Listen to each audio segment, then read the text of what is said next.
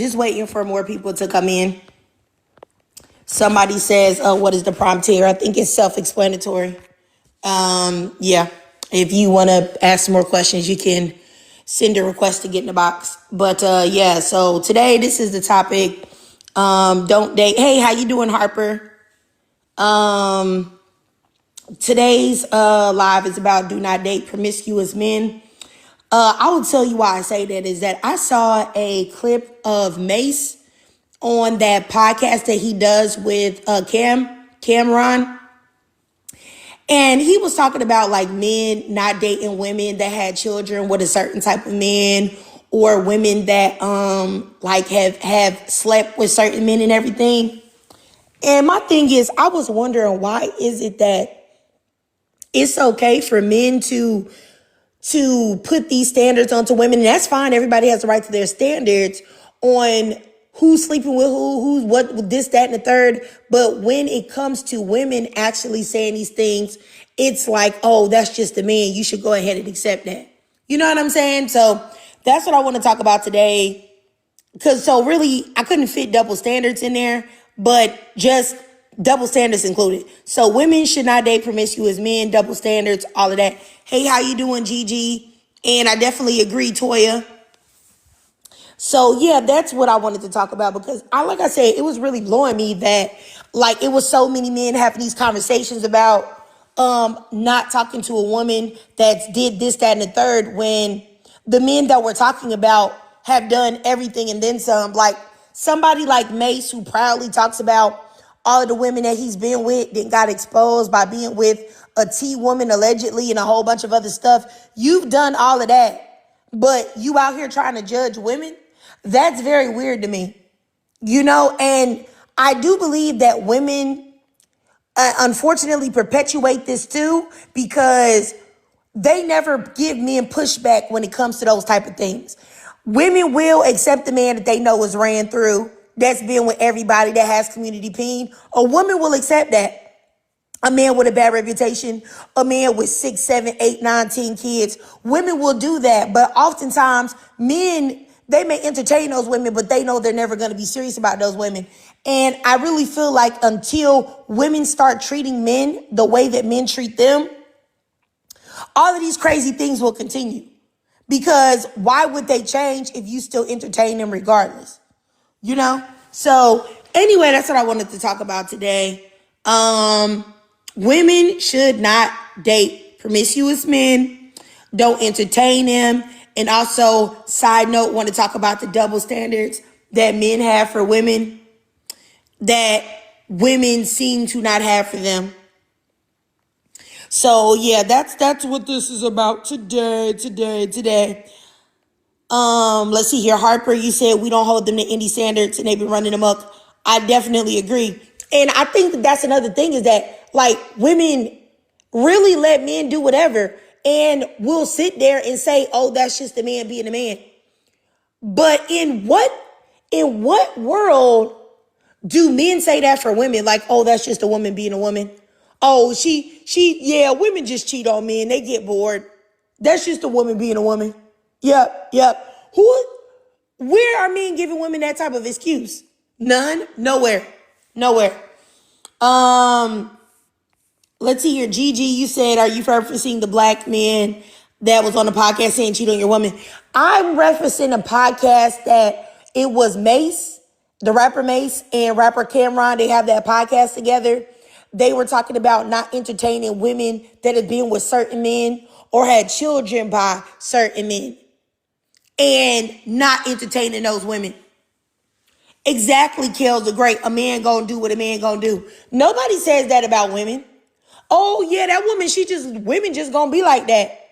So we just gotta go ahead and accept that mistreatment from women, that women doing whatever. You know? I think it's real crazy. I really do. But anywho, yeah. So hopefully y'all can get some ladies up here and we can talk about this topic, because I think it's an important topic to have, because I really do think that women should stop giving men a grace that they do not give women. Like, Because men don't give women grace that they perceive to be engaged in whatever type of behavior that they're looking down on. They don't. But women give men all of this grace and acceptance for everything that they do. I just watched a doggone talk show where a man had 5 kids by 5 different women, and this woman go meet him and be baby mama number 6. Why would you do that? Why would you do that? I can guarantee you, if you had 6 kids or 5 kids by 5 different men, do you think that man would have given you a time and opportunity? Do you think that he would have said, oh yeah, I'm gonna be with you? No. Good morning, Marlana. Yeah, so like I said, that's just something that we really got to talk about because it's really crazy. It's really crazy. Good morning, this is my journey. Yeah, like I really do think that women have got to stop giving men a grace that they don't receive.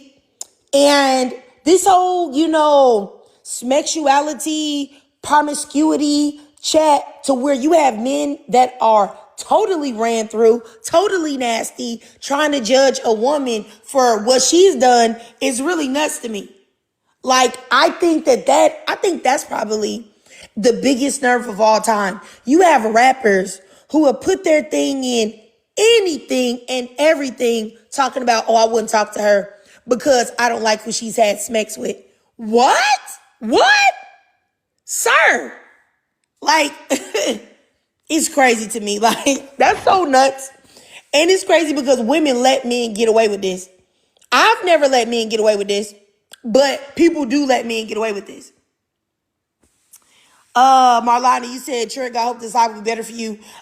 Girl, let me tell you something. I don't know, Marlana. Or no, I see what your name. You said Marlena. Marlena.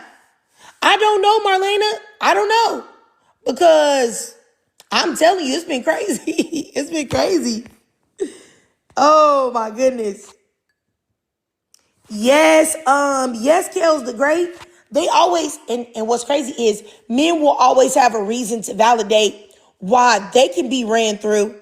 You know how they'll say like a lock that opens a key that opens many locks is a great key. Like what? When are we? We're not keys. Like nobody's locks and keys, sir. Like what? Hey, how you doing, Mina? Did you have something to say, Mina? Yes, good morning, Triggered. Um, I think the reason why men think it's okay is because women allow it, like with all the cheating and stuff and people staying after being cheated on. I stayed after being cheated on. So I know that like that's why men think it's okay. And plus the way men view women anyway, it's why they're hoes. That's why. The way we view men is why we're not hoes, or we try not to be as promiscuous because we want to be chose. I mean, if you're a pick me, you want to be chose. So you like try to like keep your legs closed till you find the right man. Men don't they don't care. They want to experience as many women as possible because I feel like that's what they lack in their life, like feminine energy. So they don't care if they run through. They actually see that as a good thing. I definitely think that they see it as a good thing. And I think I feel like the fact that they see it as a good thing, but they still put this stuff onto women, is wild. But I also agree with you in the fact that women play a big role in this by accepting it, by knowing that they've done all of these type of things, and women will go ahead and accept them and give them the time of day. And even what you said about the cheating, the same thing. Because most men, if you cheat on them, they're going to be gone. They're not sticking around, but women are way more likely to stick around because they feel like, oh, that's something that men can't help. They can't help it, et cetera, et cetera. When men can absolutely help it. You know what I'm saying? And I never understood that. It's like, I think it was like, it was like a clip from Love and Hip Hop where, what's his name? Indices was talking to Yandy, and he was saying that if she got locked up, he doesn't think that he could have been able to be there for her the way she was there for him. And this lady still stayed with that man after that. I would have never stayed with him after that. So you mean to tell me you cool with me stopping time and not entertaining nobody else and blah, blah, blah, blah, blah for you, but you know for a fact if it was me, you wouldn't do it? That's because you don't care about me. And I really think the fact that men really feel like women have to do all of this stuff for them and they know that if the shoe was on the other foot, they would never do it is crazy, which is why I really don't believe that you should do anything for a man that you know he wouldn't do for you. If you know he wouldn't do it for you, then what are you doing? What's your problem? You know what I'm saying? Why are you doing it for him? You know, I feel like Yandy is like really stupid anyway, but and it's like so many different times where people talk about that. Like I think it was like tag. I want to say it was Lil Durk, maybe. But he was talking about how like he had cheated on, you know, his girl and stuff, and she took him back, and he was like, you know, if she had did that, I don't think I could have handled it and everything like that. So you know for a fact you can't handle what you dishing out, but you are willing to dish it out to the woman. It's really gross. Like, oh, go ahead, Gigi. Thanks, Trig. Good morning, ladies. On this topic, when I think about the why on why some women allow men to do this behavior and then they keep staying with them, I think about the conditioning and brainwashing. Like Harper mentioned in the comments, that little girls who are born into a system to be conditioned to allow men to do whatever they want. And I think it starts off early in grade school. Like a lot of people will teach little girls, oh, if he hits you, he likes you. Oh, if he's being mean to you, he likes you. He's making fun of you, he likes you. And the more evolved adult version of that, when you become an adult, is, oh, he's doing this behavior, he can't help it. It's like giving men excuses. It's like there's never any accountability placed on little boys, and then when they get older, there's never an accountability placed on men. And I think little boys are brainwashed by toxic masculinity and also white supremacy to dominate and conquer and not see women as human beings. And I think because of that conditioning little girls go through, they're taught to aspire to marriage. They're taught to just have a man, no matter his behavior. That's why you'll see like older generations, outside of like financial issues, you know, women not having as many rights back in the day, they'll stick with the man because having a man is the ultimate goal. That is the main goal. No matter what he does, no matter how he treats you, women and girls are conditioned to believe that. So they would just accept any behavior. And breaking out of that conditioning is not taboo now, but it's like they're trying to cement with these podcasts. They're trying to say, no, men are just going to be men. You just need to accept it. You just got to deal with it. I just think it boils down to brainwashing at the end of the day. I definitely agree. Yeah. Go ahead, Mina. I was just gonna say, yeah, it's just we're socialized differently, so we can never really we're not on the same playing field when it comes to dealing with men. They don't care about how they treat us unless we're their dream girl or the girl they're pining for. Like when a man is racking up his body count, he doesn't care about those women at all. I definitely agree. And you know what is very irritating? It's like when men come in and they see something focusing on women and they try to bring the focus back around on them. Like Ghost said, why isn't you shouldn't just date? Why shouldn't you just not date promiscuous people? Because I didn't want to word it like that. Because I don't care about men and what they choose to date or what they choose to do. I'm talking to women. And that's why you should stay in a man's place and get out of my life. You know what I'm saying? Like, we're talking to women. Michael's Mind, you said, why are women speaking? I don't know. The same reason why your daddy left you. Like, that's the same reason. I don't know. Okay? So please get up out of here. I'm about to block both of these people. Ghost and Michael or whatever his name is. Okay. Constance. Go ahead, Constance. Oh, hi. Hello. Let me know if you can hear me clearly. Can you? Yes. Awesome. Yes, I definitely agree with this, with your The thing is, I don't know what kind of delusional land some of you men live in, but when you bring up these stupid analogies of, oh, the key this, the key that, the master key, listen, What's it my doesn't first vibe, matter. man? It My doesn't God, matter. prophet. Listen, in society, Hey, sure, don't right? do that, Mont. Don't unmute yourself again until you're told to speak, or you're gonna get dropped. Sorry, miss. Thank I you, won't. host. I'm sorry, miss.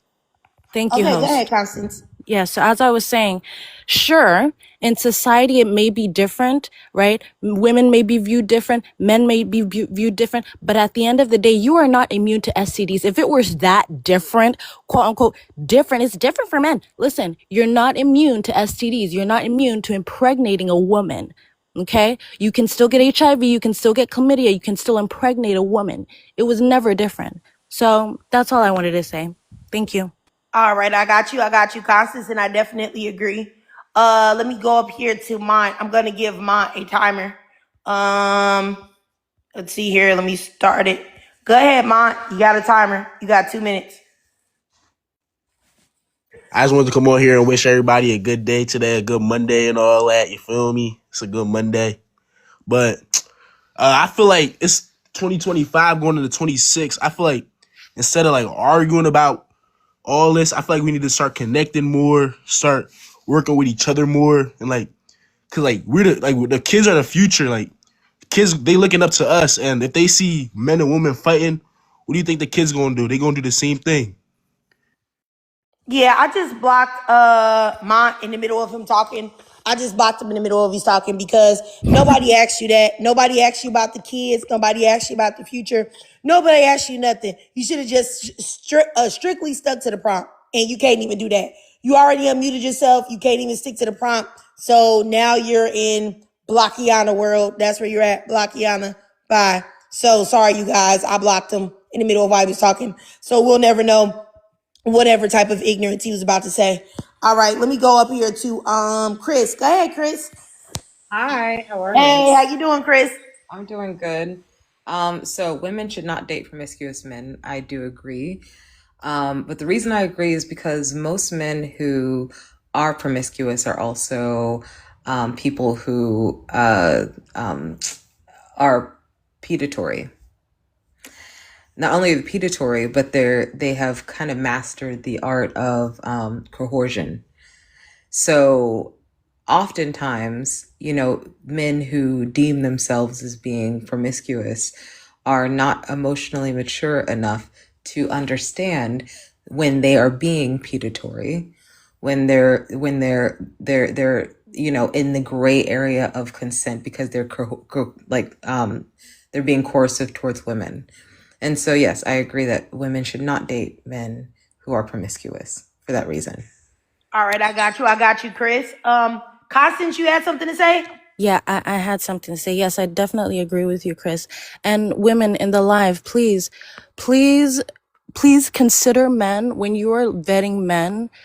I wish you would admire the men that are very sexually disciplined. And even if he's a virgin or if he hasn't had that multiple women, slept with multiple women, that's a green flag. Men that are sexually disciplined, whenever I'm so shocked. Like whenever there's these stories of like the men cheating while she was pregnant, look at his history, his sexual history. Look at his sexual history. Like you'd find that maybe he was laying with multiple women before he even got you pregnant. Right? So that is why even statistically, men that have laid with multiple women are a lot more likely to cheat. So his past history, his sexual history is just as important as yours because it determines the future. It will determine the future of your relationship. So that's all. All right, I got you. I'll say this. There's a guy in the comments, blessed Papa Bear. I really don't know. I'm gonna give you like literally 5 seconds to get in the box. But other than that, I'm about to go. I'm about to block you because a man that puts his height and his weight in his profile picture has nothing to offer anyone. That's I just want you to know that's a sign of an insecure loser that has nothing to offer than what's between his legs, and what's between your legs probably ain't nothing either. You know what I'm saying? Like you're making your height and your weight your whole personality is so unintelligent so low class, so bottom of the barrel, so Pookie-ish, so Pookie and Ray Ray-ish is absolutely disgusting. You know what I'm saying? And you're over there in the comments asking women about how many faithful monogamous men do they know. I mean, we know that you're not one. Talking about you saying you a proud father, but you not a husband though. Right.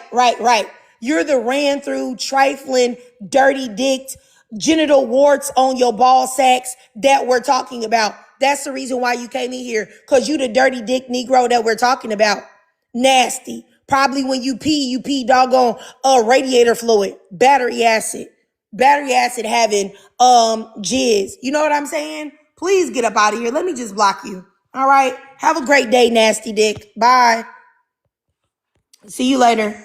Like, it's just crazy. Like, any man that puts his height and weight in his bio, I promise you, he don't have nothing to offer. Nothing except you having a negative debit card amount, a negative bank account because he needs to use your debit card all the time. I can guarantee you that. Didn't put no degrees in his bios. Didn't put nothing that he's accomplished. Just my weight. I weigh 275. I'm 6 foot. Ew. What? Oh my goodness. This is like that barnacle balls. He got some barnacles on them nut sacks. Over here talking about some. Go ahead, Constance. Listen, I I wanted to respond to this the comment that is saying a lot of these males have been sexually abused by older males. That's why they behave like that. Exactly. When those little boys and even little girls, when you're assaulted, and even anybody, if you're assaulted, you're a lot more likely to even be hypersexual. These boys, they get essayed by older women, older men, and then they get very hypersexual and they think it's normal. No, that is not normal. That's not normal. You shouldn't take pride if a woman did it. Okay? Anyways, that's all. All right, I got you, Constance. All right, let me go up here to King. Go ahead, King. Hello. Hey, Can you how guys you hear me? doing? Oh, I'm Yep. doing good.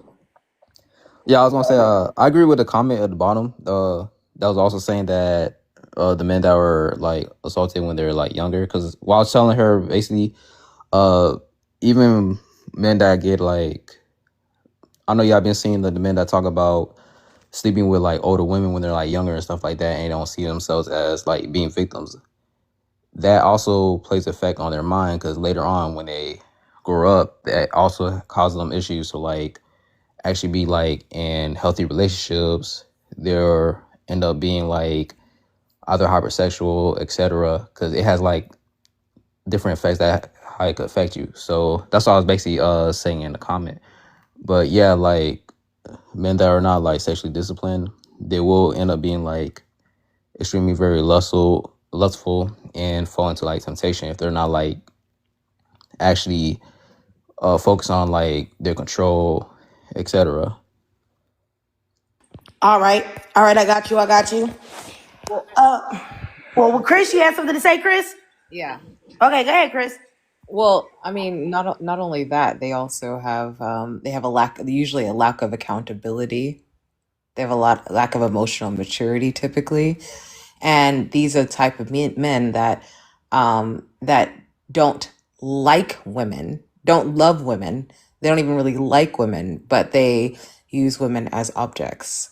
And so there's something morally wrong with these types of men, as far as how they actually see women. They objectify women as well. So, and especially if they have come from a childhood of, SA or something like this, they haven't done that healing work, and they're taking their anger out usually on women through their promiscuity and their ability to be able to, hurt women. These are not emotionally accountable people.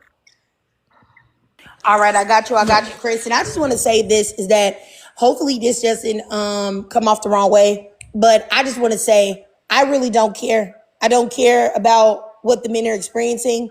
I don't care about why they're experiencing it, to be honest. All I care about is about women, more specifically black women and black girls, and protecting them and making sure that they're okay. And there are some men that are promiscuous, that are disgusting just because they're disgusting.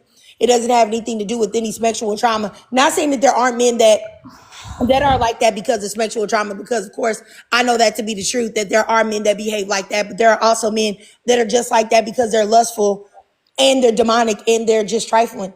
And I do think that for all of those reasons why women, but because I'm only speaking to black women, because I only hear about black women, I just couldn't fit it in the caption, should not entertain promiscuous men on any level.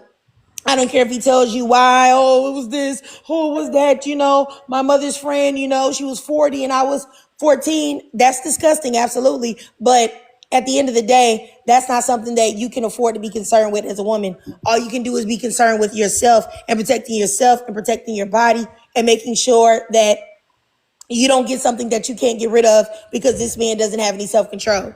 And it's so many women that, because I always find that when we talk about things that is a man doing wrong, we always find some type of way to give them grace for it. Like, oh, he was abused, or oh, his mom did this, or oh, he wasn't in this position. And we give all of this grace and understanding to it, right? But when there's a young woman and she's promiscuous, or she has a child early, or she's doing OnlyFans, or she's doing corn, and she's doing it for these reasons that men have preyed on her since she was 6, 7 years old, or this and that. There aren't any men trying to break it down and understand why she's doing it and give her grace and say, oh, I understand why that sister's doing that. Let me give her a time and opportunity and try to heal her. They're saying, ew, brothers, avoid that 304, avoid her, this, that, and the third. And so I find it oftentimes is just such a big difference in the way that women handle issues that we perceive to be with men, and then issues that people perceive to be with women. There's no understanding when it comes to women, and definitely no understanding when it comes to black women. So I just believe in black women doing the same thing. There's no way we should, no disrespect. I don't care to break down why men are nasty. All I care to do is break down on how women can avoid those nasty men, because that's what they would do to you, if you get what I'm saying. Yeah. My ex, he used to say how he hated women, but he liked me. And I don't know, that was my first relationship, so I stayed a lot, and he used to talk a lot, so I would just be listening. So he'll be like, oh, he hate women, that he was trying to save me from being like the rest of the women. One of the conversations was so outrageous, I had to record it. He was explaining to me why his cheating was okay but mine wasn't. Like, he said that he could love me still after cheating on me, but if I cheated, that means like I'm done for, like that I don't love him and all these things. And I'm like, why can't you see that for yourself? Like, you're making excuses for yourself, but you're coming to conclusions about me and my thought process. You know what I'm saying? Like, men are just crazy. All right, I got you, Mina. All right, let me go up here to I think it is NW. Let me start your timer. Go ahead. Oh, what's up? Oh, okay. Hold on. So what we talking about? Bye. You know what? We're talking about nothing. We're talking about nothing at all. Now you're dropped. Because why in the world would you come up here and not know what we're talking about?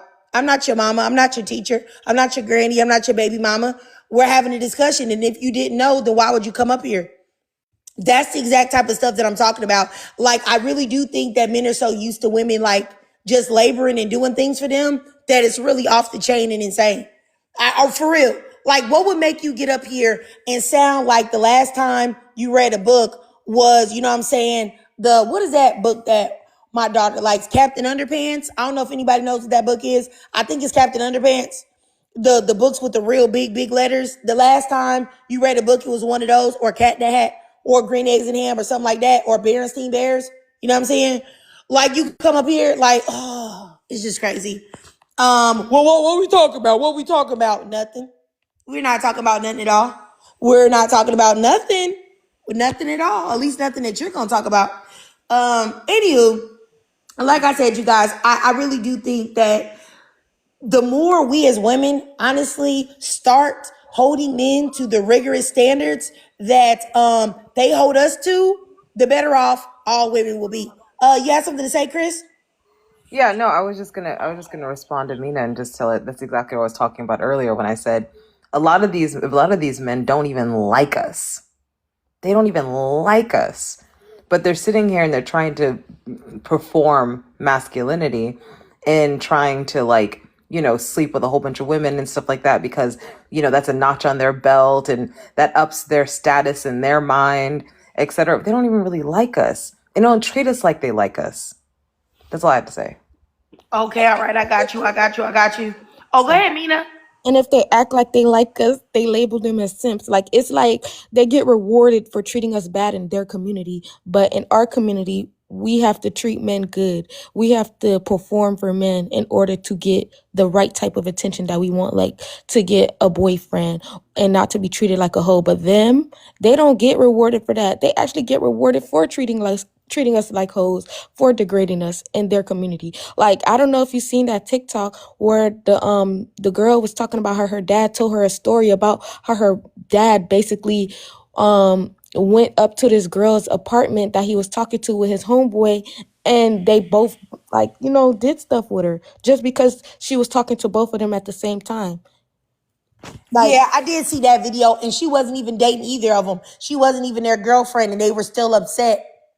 And you know what I think, what you said about the simp thing, that's so very true. And you will have men talk about the fact that, oh, I'm not G. I don't like other men. But my thing is that if you are moving in a way to only get male validation, and you're treating women badly, and you care about the men more than the women, but you claim to be attracted to them and you want to be in relationships with women, I got a surprise for you. You might need to go ahead and go and get you a little rainbow pin and put it on your shirt, because it's giving you definitely like the boys more than you like the girls. And I wish that men will understand that. I have not met a man that I really feel like is 100% straight talking about red pill talking points. When I see a man talking about red pill talking points and talking about simp this and simp that, I automatically think that he's a closeted or DL man, or a man that has yet to acknowledge his sexuality, that he indeed really loves men more than he loves women, but he's afraid of the judgment that will come with that. And that's not even me using G as an insult or anything like that, because I don't believe in doing that. I'm just saying that if you look at it rationally, that's what it looks like. If you care about men more than women, you care about their opinion more than women, you always want to be in their spaces. You're talking about how much men are better, how men do this better, how men do that better, how they're better people. It sounds like you like what? You like other men. And you need to accept and acknowledge that. So, like I said, anytime I see a man even use the simp word or call another man a simp, I remember this was back when I used to show my face on YouTube. Me and they were mad at me because of a video that I made about Kevin Samuels, these men. And so all these men went to my page and was talking crazy to me and everything like that. And then my husband came and he made a video with me, and he kissed me in the video. He was like, "This is my wife. I don't know what y'all doing." He was just so upset. I told him that it's not that big a deal, but he was really upset about it. And so, then the comments of that video, the men were saying, "Oh, look at you, you simp. Look at you trying to protect your wife. Look at you in this video kissing your wife." And I'm thinking to myself, like, is that not what a man is supposed to do or not? Like, y'all, that to me, that type of thinking is very robosexual, if you get what I'm saying. Like, that's very, because if you feel, first of all, they're always bragging about being protectors and providers and all of that. If you're a protector, and that's what men are supposed to do, how are you shaming another man for being a protector? But also, if y'all say that y'all like women, what y'all get what I'm saying? Let me just go. Let me just keep moving forward. But I thought that was so crazy when that happened. But let me go up here to I think it's Britt. Yeah, Britt. Yeah. Good morning, y'all. Good morning. Depending on where you at in the world. But yeah, thanks for having me up. I kind of wanted to go back. I heard someone mention earlier about how a lot of these guys end up being hyper sexual. And also, I'm still new to this, so if I'm saying non-TikTok friendly language, y'all just call me out.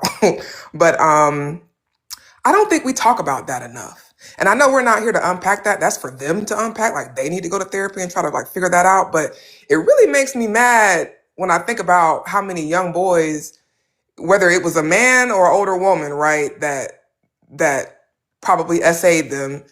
And if they did go to talk to someone, say they went to go talk to like an older man, and instead of him being upset about it and saying, "We need to do something about this," he probably high-fived them. You know what I'm saying? Like, it was perpetuated early on to make them think that them getting exposed to something like that sexually at that age was a good thing. So now that they're adults, they're just constantly searching for something else above that. It kind of feels like they're never going to be fully satisfied because they never really dealt with that, whatever that, experience or multiple experiences were when they were younger. And I think about how it keeps coming up in a lot of like media. I don't know if y'all watch, there's two shows that this has come up on, Reasonable Doubt, because the main character that she's helping to try to, get out of, to keep out of prison, Ozzy, the actor, he was SA starting when he was like, I think 12 or 13. And then there was another show on Hulu called The Johnsons. And one of those main characters, he was SA by his preacher. And he didn't come, he was already like practically 40 before he had the courage to actually like come out and talk about it. But just think about all the other like situations in his life now that he's that age, he never dealt with it. And like y'all said, a lot of times, a lot of this stuff is homosocial too. They care more about the acceptance and approval of other men than they do a lot of times than women or even themselves, which is just weird. So I don't know. I thought a lot about All right. like promiscuous men and stuff, and All right, I got you. I got you, Britt. Static to Static, and I think it's Zeus in the comments. I accidentally added this other person up, this real black, but I don't mind you being up here.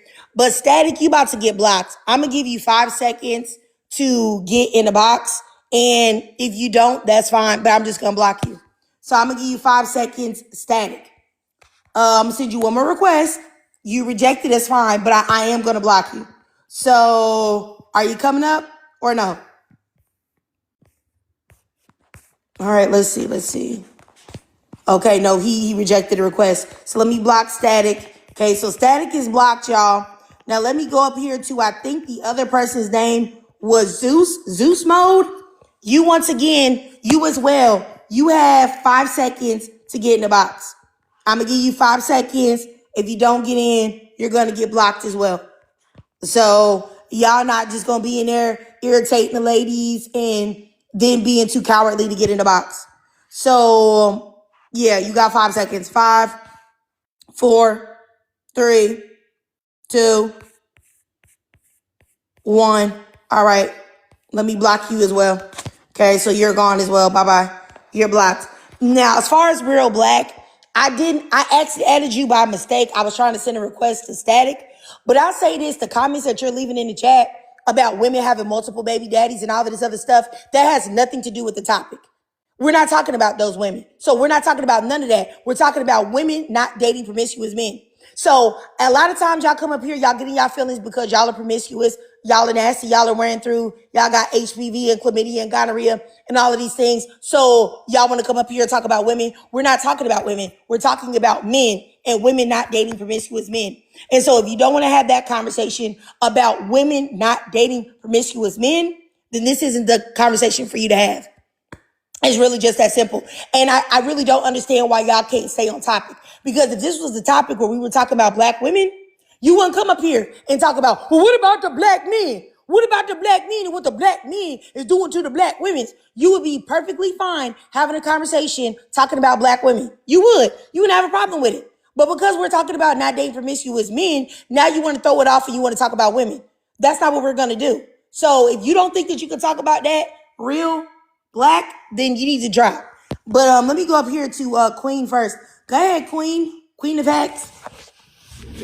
Hey, Trigger. Hey, how you doing? Hey, look, good. I just wanted to jump on and say that answer the prompt basically. Of course, women should not be dating promiscuous men. Men, when they say things like, oh, they're fighting so many demons and things like that, those demons are related to their sexual desires, to sexually abuse women, children, animals, holes in the walls. anything. A man with no sexual discipline will do anything. Most of them will. Any woman that is in a space with other women and you talk to them about things that have happened in their past, most of the women that you encounter have had some type of negative sexual experience with men where they are predatory. And so that there alone should just let you know just how horrible these men are.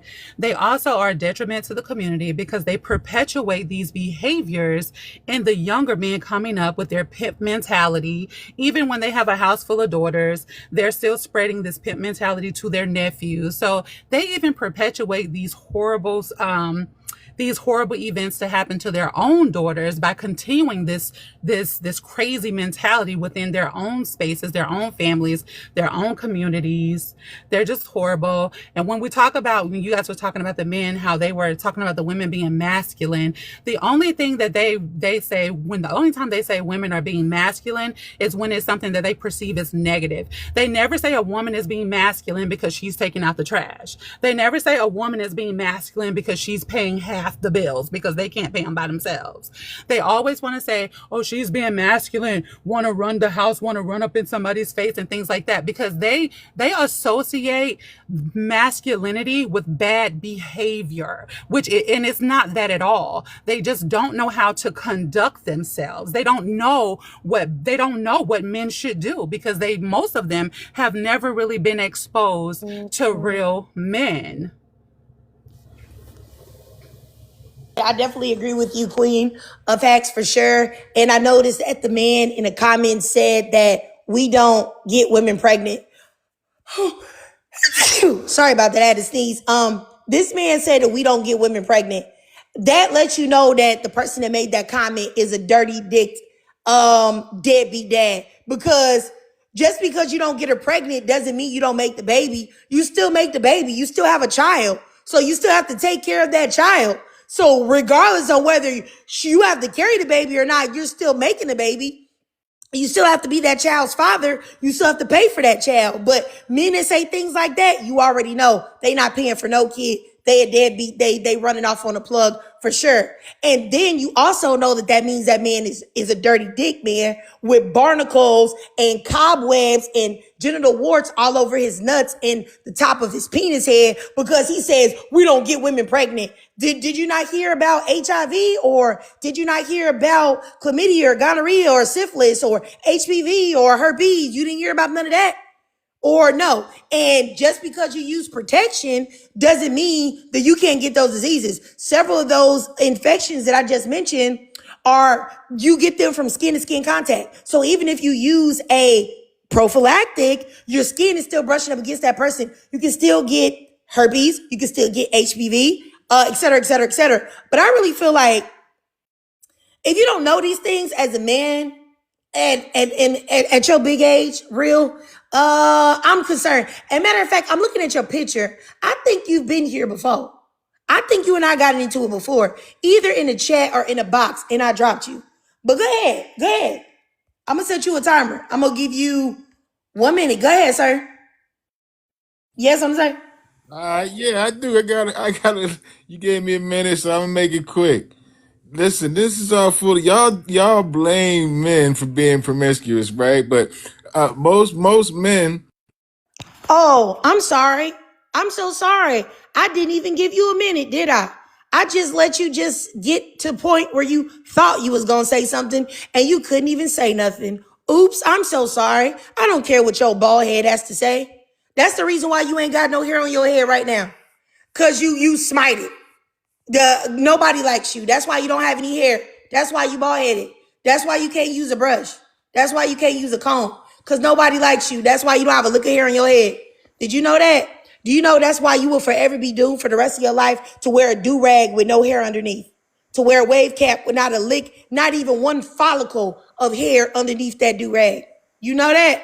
I'm so sorry that you thought I was going to let you say anything. Once I seen that big bald head and I realized that you've been here before, I don't want to hear what you got to say. He blocked.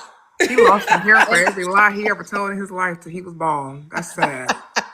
Right, and then they want Yo. for some reason, and I don't know what the reason is, except for the fact that I think the statistic that said that most of these I'm sorry to say this, but it said something to the effect of most black men are delayed mentally and intellectually, but I don't understand how you guys believe that children are just kind of popping up as if asexual behavior is what is creating them.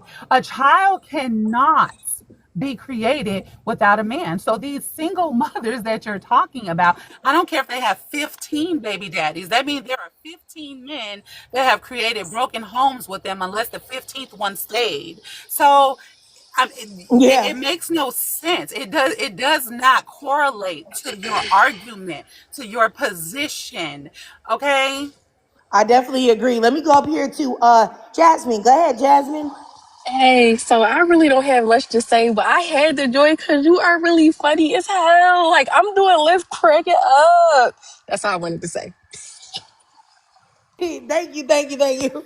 It's just like, I mean, I think what it is though, y'all, honestly, they be expecting me to give them like a grace, and I don't do it. Like, and I know that they're probably used to a lot of black women doing that, but I just don't do it. I just don't do it. Especially when he was in the comments talking about we don't get impregnated. Like as if that means that you don't have to share in parenting. But the fact that he felt that way, you already know he trifling. You already know you trifling. Let me see here. Kilbasa, you said, is this a LBN podcast? I don't know. It will be if you get up here, seeing as though you're a lady too. So you might as well go on and get up here. Then we can make it one. Because if we talk to you, then yeah. How about that, Kilbasa? That's my thing is that y'all like to project onto us. Like, not that that would even be a problem, but yeah. And it's funny that you ain't here in women's business, but you don't consider yourself a G man. Like you should be able to recognize your people, right? Is that why you can recognize us so easily? Because you're also a robosexual yourself? Huh? That's exactly what I'm talking about. Y'all, the call be coming inside the house. The call is coming from inside the house. It's actually you. You know what I'm saying? But I'm going to go ahead and block you too. Because I don't even think that you can even come up here. If anybody is here, okay, there he is right there. I had to block him real quick. Kill Bossa or whatever. And I really wish that men would really understand this, is that you calling a woman like gay or queer or whatever, like exactly what do you expect to accomplish with that? I really wish that y'all would understand that that doesn't mean anything. Y'all are the ones that get in y'all feelings about being called that. And most of the time when somebody's calling you that, it's completely accurate. Like it's the truth. So yeah. I don't know what to say about that. Oh, Chris, you have something to say, Chris? First of all, I didn't really understand why Real Black would come here and think he has something to say. He got 3 followers on a coaching business. That's first thing for me. So you really ain't got nothing to say. You calling yourself a coach, you only got 3 followers. Anyway, the other thing that I wanted to say is, you know, especially when people want to call people like Elbians, thespians, you know, we'd probably suffer a lot less heartache and bullshit if that was definitely the case. So it's kind of it's a bit more of a compliment than they think. Anyway, that's all I have to say. All right, I got you. I got you, One Chris. thing about that, Y'all give you a Trigger. minute, Queen. Then I got to go up there to Oh spray. no, I don't need a whole minute. I wanted to just say one thing that the men should also recognize is the homophobia that you guys spew. Do you guys realize that a lot of the homo activity is created by you essaying boys, essaying girls when they're young? A lot of that is created by your malice, sexual deviant behavior. You guys are depraved and you create these situations and then turn around and try and point the finger at the victims, the people that you have victimized. That's all I wanted to say. All right. Let me go up here to Spread. Go ahead, Spready. Hey y'all, good morning / afternoon if you're in the right time zone for afternoon. To just kind of delve into this, I completely agree. a man with no sexual discipline, no sexual discipline is very dangerous to everybody around them. And there is a large portion of that population that do not have sexual discipline. But because of the way our society is socialized, people don't ever want to hold the men accountable for that. Like you can, like even at the stake of how they look at cheating amongst partners. If a woman cheats on a man, then there's every name in a book. But when a man cheats on a woman, oh, he has 1,000 excuses for why he did it, and if somehow the blame still finds its way back to a woman. So I find that to be a really big issue too. It's just the way the society like keeps these people going. They don't. It's not a culture that applies enough shame to men, I think. Like enough shame to men. Because even if you think down to like the ways that they use to insult men, like they call children bastards, and they came up with a name for a child who doesn't have a father instead of coming up with a slur for a man who does not raise that child.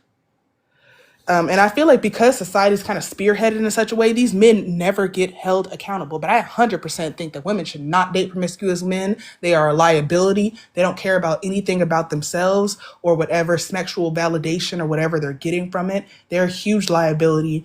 And as somebody who's dated a man with no sexual discipline, they will let that get in the way of everything logical that they have going on for themselves. They're a liability. So no, I don't think that they should. Quite actually, I think that they should start sterilizing them. But that's just my opinion. All right, I got you, Spready. I mean, I definitely agree. I think that the problem is when you're having discussions about stuff like this, where women really talk about, especially Black women. So let me just call a spade a spade. When we're talking about Black women, anytime I've ever talked about Black women having strong standards and boundaries and saying, hey, we won't accept these type of guys, we're not going to accept these type of guys, it's always men that want to come in and give pushback. And it's crazy because it's the same men that will say, oh, well, why do Black women keep making these bad decisions? Why aren't Black women choosing better? It's your fault, it's your fault, it's your fault.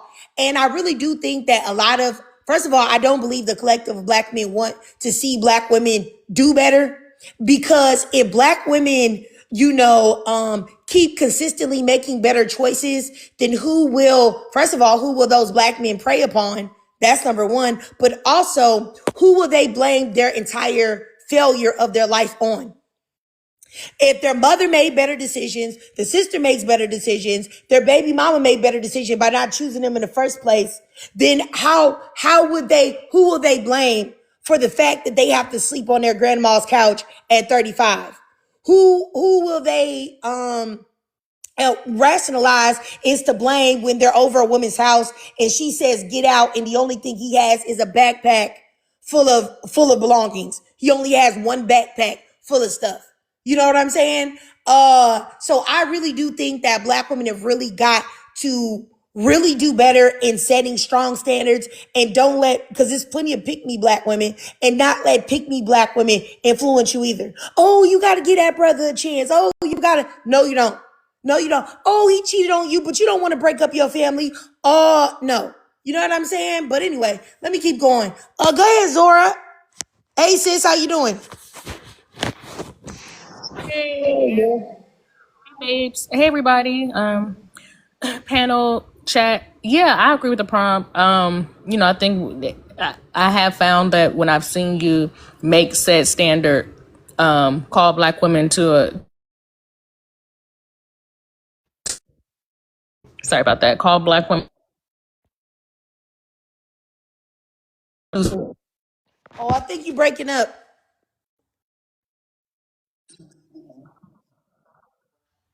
Yeah, you breaking up, Zora. Ray Rays. Yeah, she breaking up. I think she might, okay. Okay, I'll come back to you. All right, yeah, you guys. Like I said, I think if anything, that should let you know. Like when we do have these topics, like the last time I had the topic with, it was do not date a felon. Now you would think that that is just self-explanatory. Like who would want their daughters, who would want their moms, who would want their sisters to be dating felons? But it was so many Black men that came up there and tried to rationalize away why Black women should give felonious men an opportunity. Now, you know what they're saying all day on social media about how black women love thugs. Y'all love thugs.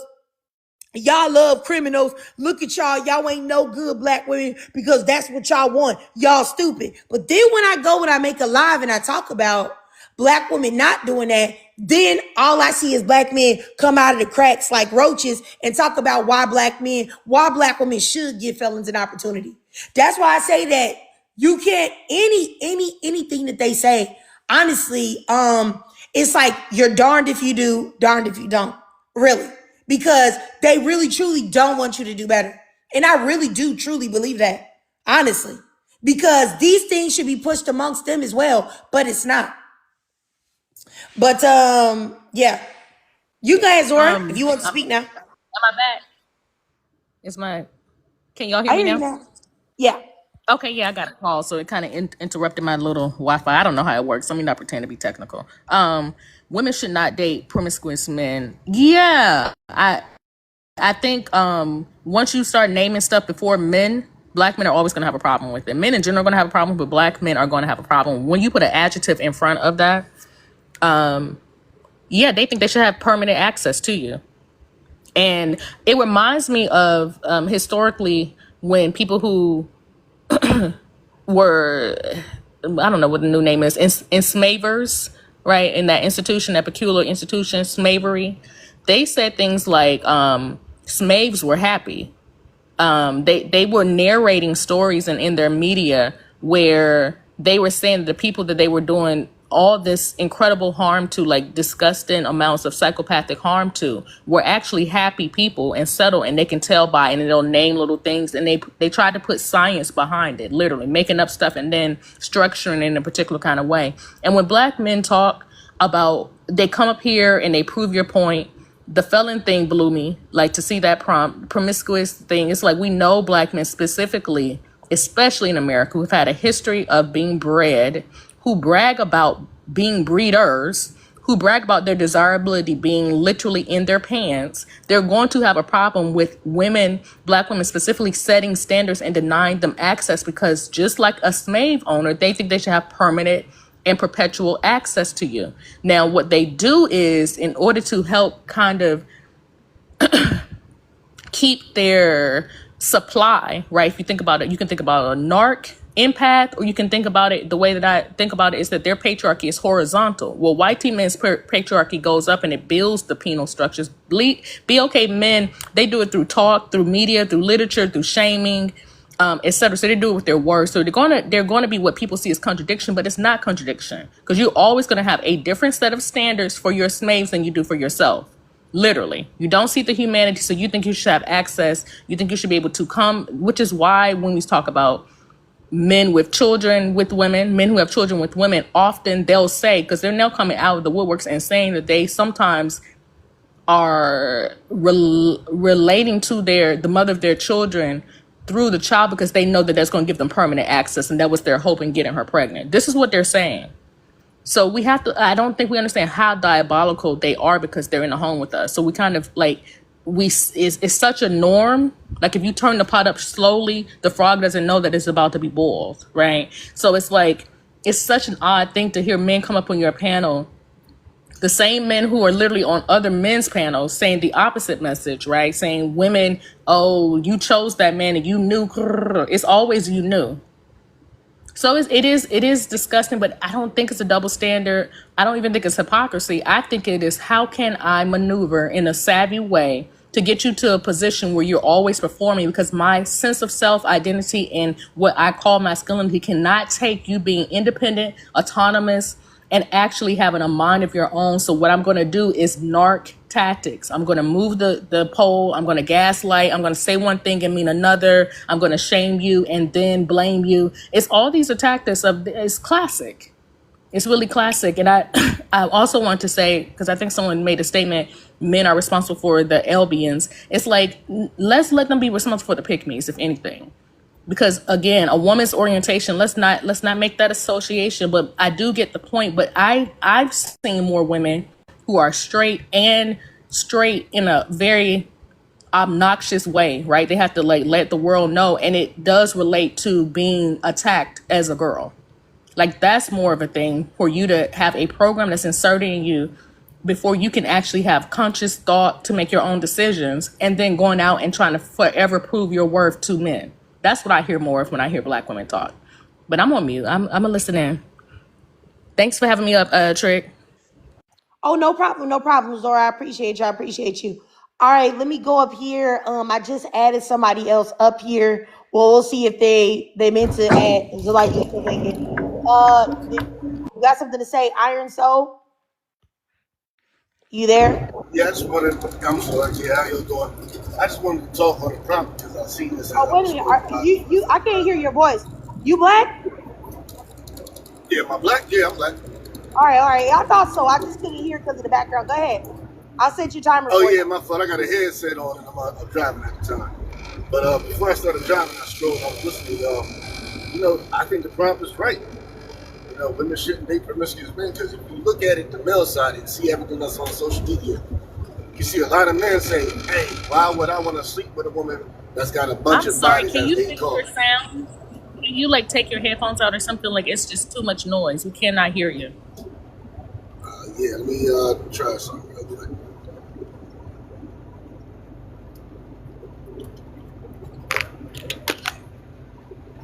Is that better? You can Go just go ahead. ahead. You can go ahead.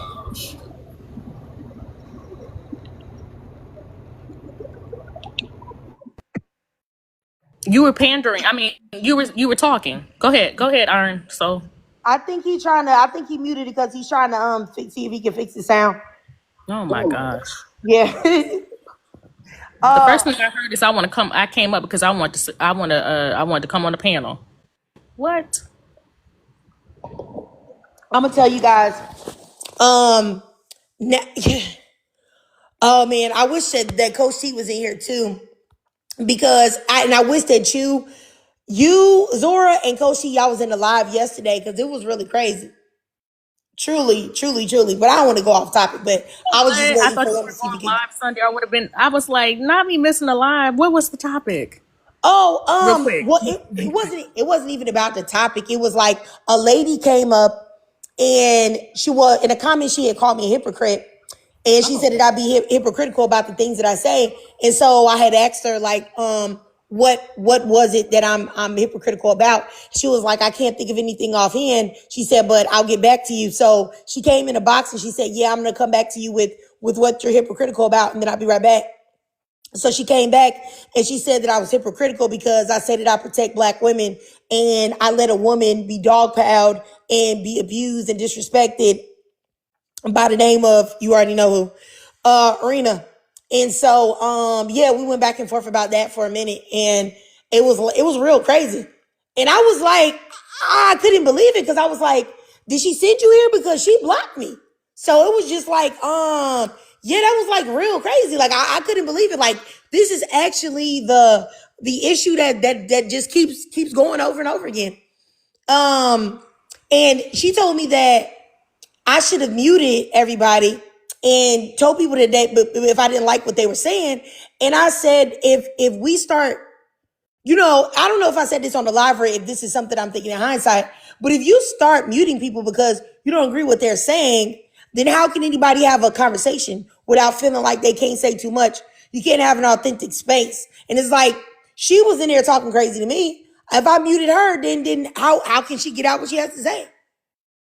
Like, I don't know. It was real crazy. Like, I never would have thought that this would have been that, But yeah, it was crazy. For sure. I think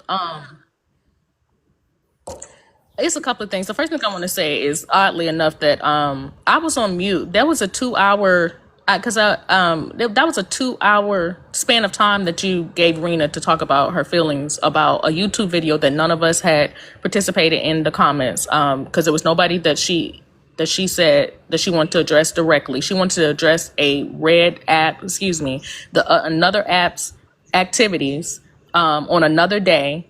You gave her that space to do that. It literally, you gave her 2 hours because I saw the time period, and I was on mute for the majority. I said something twice, but she thought that I was D, I think. So she was kind of like associating what D was saying to her to me, because I opted out once I saw that her expectation of you was unrealistic. That you had already given her a space, because we have to do two things as a Be Okay woman if we're saying we're going to be together. One isn't just to quote unquote make it a safe space for Be Okay woman. It is also to be a safe space for Be Okay woman. And for you to think that you can change somebody's opinion, take 2 hours of somebody's panel, address something, emote, call people dummies, call people names, go back and forth in the comments, try to call people up to actually, what did she say, verbally spar with her, or whatever the words was. Go into, somebody just said that she's on your newest video under the comments, Rena, trying to gather her forces. Like, we don't think that we get to call out what is not healthy for Be Okay women to do. We don't think we get to make standards for ourselves. We can't even get to women should not date promiscuous men if promiscuously, violently, emotionally women, and I mean emotions, can get up here, emote, and then call you a villain for not doing something more than that. You told her you agree with her. I understand, as far as my human development, that part of the thing is having to understand that not everybody's going to agree with you and moving accordingly. But to try to force a narrative on people is a lot. And to do it on a day, a 3-day, 4-day, 5-day prong, as if you're doing progression sets in the gym, is crazy. So the expectation that Be Okay women have to man me for other people is wild, right? When we get to each other, then the fact that you can't both have a nuanced approach to it, to understand that, okay, if I come into a Be Okay woman space, it's not so that I can act dangerous and then not be clocked for it. If I disagree, you disagree in real time with some, well, not even disagree. You checked a woman up here for what you felt was disrespectful to you for cutting you off, what she was doing. In real time, that was your example. But what she said to you was, I found disrespectful, that Rena said to you, is that you don't know what it is because you have people up your behind. And I know for sure that my first interactions with coming into your TikTok space was women arguing with you, men arguing with you, you getting unalivement threats. So what you really are is jealous of the platform that Trig has, and what it takes, you don't have no clue on, and you don't care about. You just want her to share that with you and then be able to do damage to other women. So why do you get to call women dumb in the comments? Why do you get to do that? Why do you get to go back and forth with D, who wasn't even talking to you? Nobody called you biracial. Nobody said anything about a cat and dog, but something didn't happen in your family of origin. That's what happened. I'm sorry to go like this because I was on mute. But now you keep asking me to speak, Rena, and I'm just like, what more do you want? I was literally on mute.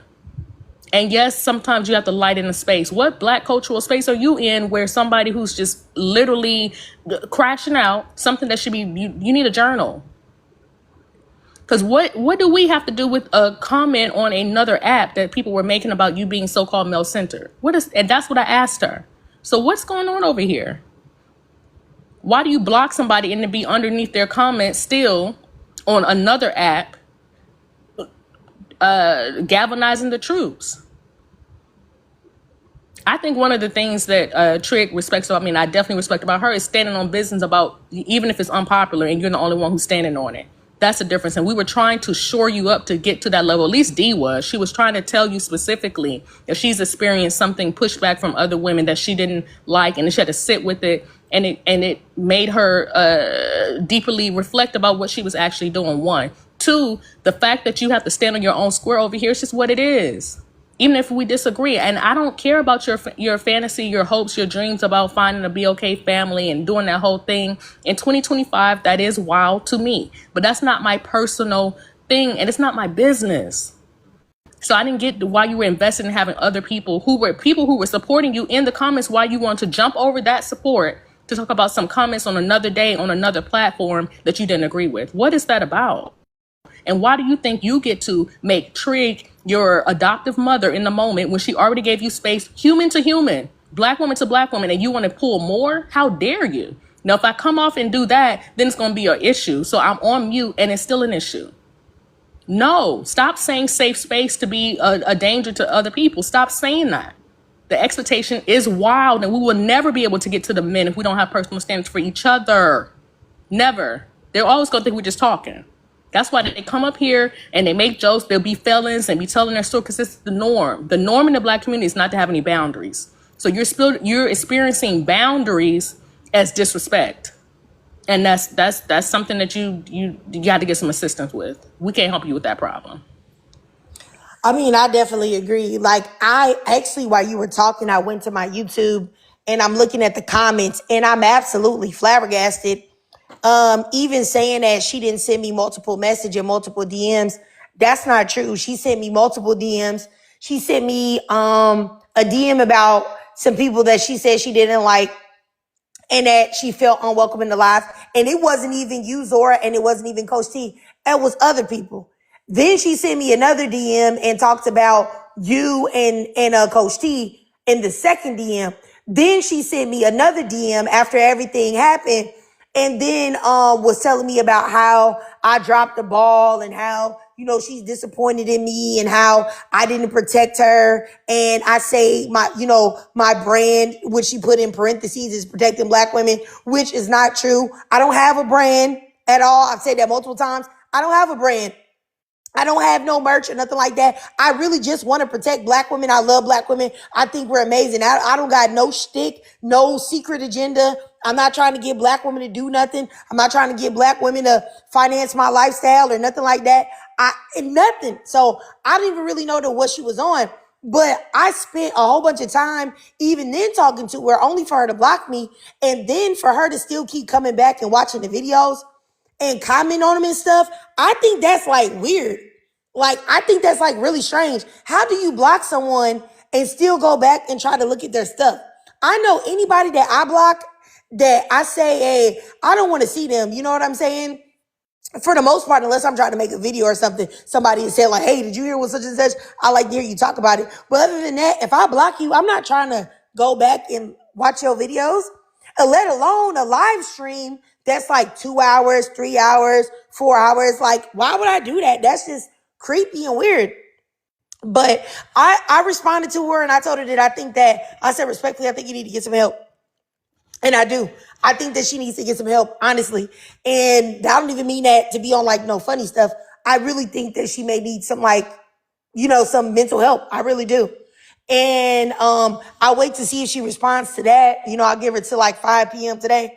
And then after she sees that I said, hey, you need some help, I'm gonna go ahead and block her off of the YouTube channel. But that's just crazy. Like I said, even her coming in on TikTok to speak to people that said stuff on YouTube is already nuts. Because like I said this before, people that are on YouTube, they don't normally come to TikTok.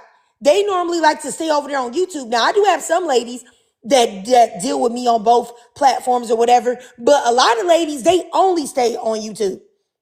Like, to be honest with you, I like, you know, when people like send me gifts here and stuff like that on TikTok, I could probably make far more money if I'm trying to get money from like people giving me stuff during lives if I did it on YouTube. Cause the ladies, they'll give you some, you know, give you some super chats and stuff like that when you stream over there. But I try to stream over here because I know everybody can come up. You know what I'm saying? Everybody can give their opinion and give their thoughts, and I can hear everybody's thoughts and opinions. So I choose to do TikTok because of that, because everybody can give their opinions. I want to hear everybody. I don't want to just be talking. You know what I'm saying? Even though right now, my husband's trying to help me get this thing set up with, you know, Discord and all of that so that I can just live stream on YouTube and TikTok.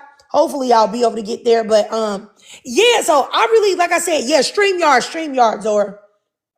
So, like I said, I don't understand the whole idea of her coming over here to talk about women that was over there. And even then I read the comments. Nobody even said anything really.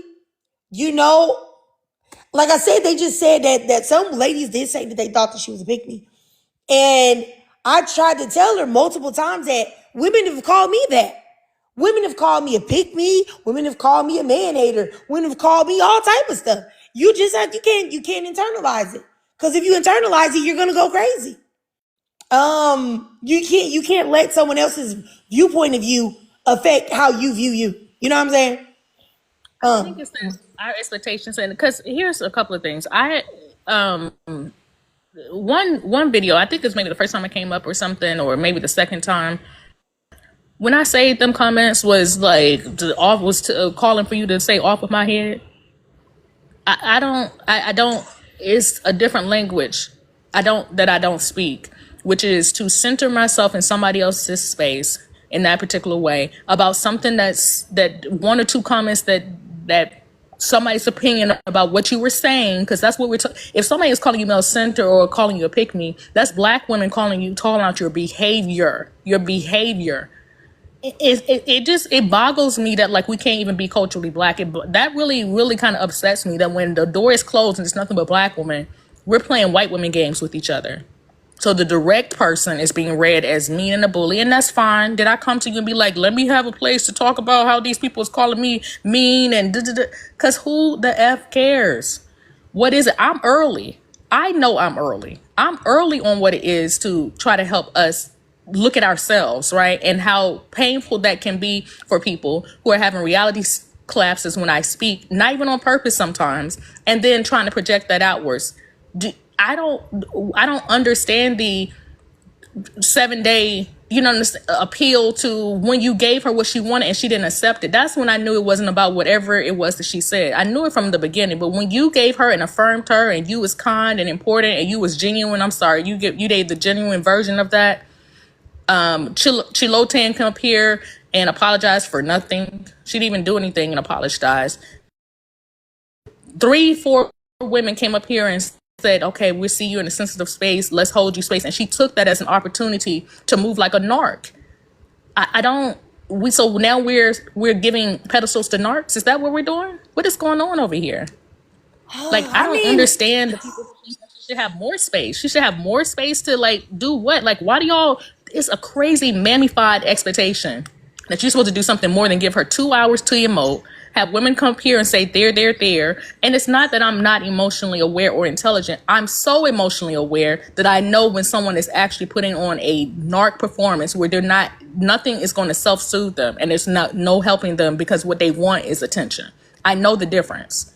And my ability to call it out gets me called whatever it is, that's fine. I'll be that. Then y'all catch up and you call me something else. And that's fine too. But at the end of the day, the difference between me and Rena is that what I call myself is important. To me, I've been called all kind of stuff, including a gender essentialist, a anti-BOK for holding BOK men to the fire. And BOK women, somebody in the chat said BOK women will behave like white tea women once you put that mirror up. What is happening? Like the fact that it's not, and this is what I'm saying, for me, it's not Rena. It's always the audience for me. It's the audience that receives her as doing something safe. It is crazy to expect that you're supposed to put your back on the line for someone who won't go get the actual help that they need. You know what, you guys? I'll say, I just wanted to say too, if you ever did have something that you wanted to say, of course, I would let you, because I did see those comments. I was just like, wow, like, you know what I'm saying? And I just, anytime people say stuff in the comments, for the most part, I can't even tell you the comments that people have left me underneath those YouTube videos. People have said so much crazy stuff to me. And I would say, my YouTube comments, they have said far worse to me over there than on TikTok, to be honest with y'all. More over there than on TikTok. I think they may get a little bit more active over there. But, as far as like saying stuff, but I don't know. The only thing I just thought is that it would be fair for everyone where everybody can express themselves and say what they want. We can debate. We can go back and forth. Just as long as, like I've been on lives. Well, I've been lurking on lives, right? I remember it was this one live I was watching. It was a black man. He was running it. And I found it disgusting because what he was doing is he was using the black women as his court jesters and as a way to get money. So these black women are arguing, calling each other ugly, calling each other 304s and Bs and all of this and going to each other's pages and talking about their kids and how their kids are ugly and I hope your child, unalives and no, I hope your child unalives and I'm going to find you and this, that, and the third. Now, I don't let stuff like that go on. Of course, I'll step in and be like, hey, man, that's a little bit too far. We don't need to be doing that. But I just feel like if we're having discourse and somebody feels some type of way about what you said, then you have to say, hey, no, that's not what it is. And going back and forth, that's how we're going to get it done. But trying to tiptoe around and this whole fake politically correctness and stuff, Like, I don't know. I don't, because, I know I probably said things that are not politically correct before, and I really don't like necessarily being politically correct. So I wouldn't want to try to push that on anyone else. And I feel like if I take sides, then at the end of the day, I'm alienating somebody. So it's just my job as a host to stay down the middle. Now, of course, there's been times I've seen things and I feel like I'm leaning more towards one way than the other. But I'm still not going to do that because at the end of the day, I respect all of you guys. And I would love to see all of you guys come back and stuff. So I really don't know. But she's really in these comments, y'all, on YouTube, going responding to everyone. You know what I'm saying? And I find that to be weird. Weird. And I'm gonna tell y'all this. Like, I think that y'all know that I have a Discord. I kind of let it kind of die out, but I had a Discord and I was always telling ladies to come to the Discord, so that we can go ahead and talk about anything that we want without even having to, like censor our language at all. And there was a black woman that used to be in there and she would say like crazy stuff to all the ladies, right? The ladies would come and send me messages like, hey, she talking crazy. You know what I'm saying? And I will see your comments and I'll be like, hey, sis, we're just going to try to like not use certain words and stuff. And I would still keep her in there. But she kept on and kept on and kept on and kept on. And, I gave her so many chances because I tried my best to stay neutral in the situation. And it was just like, I don't know. I just felt like she pushed my hands. And when I had to like, kick her out of the Discord, she was still following me on TikTok and she sent me a message and told me, she hated me and everything and that I was an enemy to black women. And I had to tell her like, it's like really a lot of the ladies said that, you're overstepping and stuff and you're being weird. And I had even tried to tell her that if she wanted to get back in a group, we could just have a conversation about like, certain things. Y'all remember? Y'all talking about something else. I thought y'all saying y'all remember what happened in Discord. But yeah, anyway, all I'm saying is that my whole goal is just to make sure that everybody can speak and stuff like that. Really. And I don't know. And even though I am a black woman, and even though I do love y'all, I do think it's weird to expect a strange woman online to protect you as opposed to you realizing that you need to protect yourself. Like the best, the person that's going to advocate for you the most is going to be you. And you can't leave your protection into someone else's hands.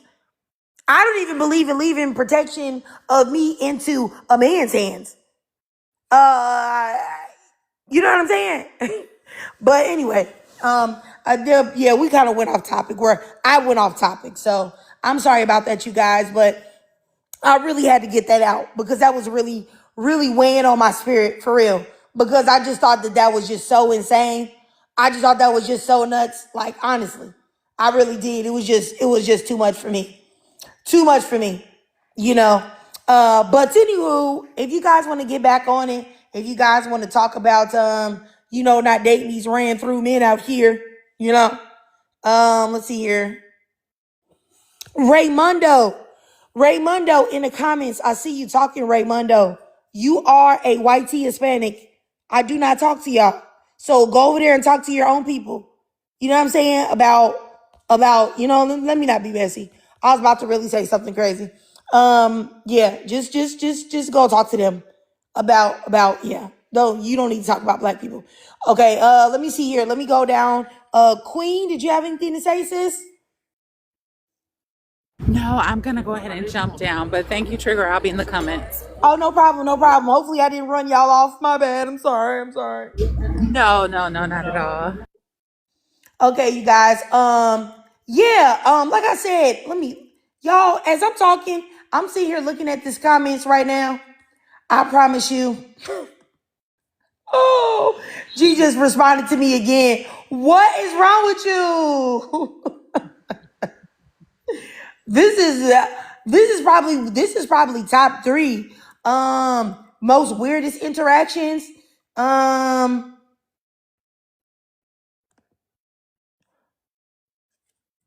okay. See, you know what? I'm just gonna go ahead and block this woman because if I don't, I'm gonna say something crazy. I'm gonna say something crazy to her, and I really don't want to. I really don't want to say anything to her. She said that I don't want to get exposed. The reason why I don't want her commenting is because I don't want to get exposed for allowing women to bully her. And I'm just like, what? When is, and this is what I mean about society now, and that society is soft because in what world is somebody calling you a pick me bully? I that's what I don't get that. That's something that I don't understand.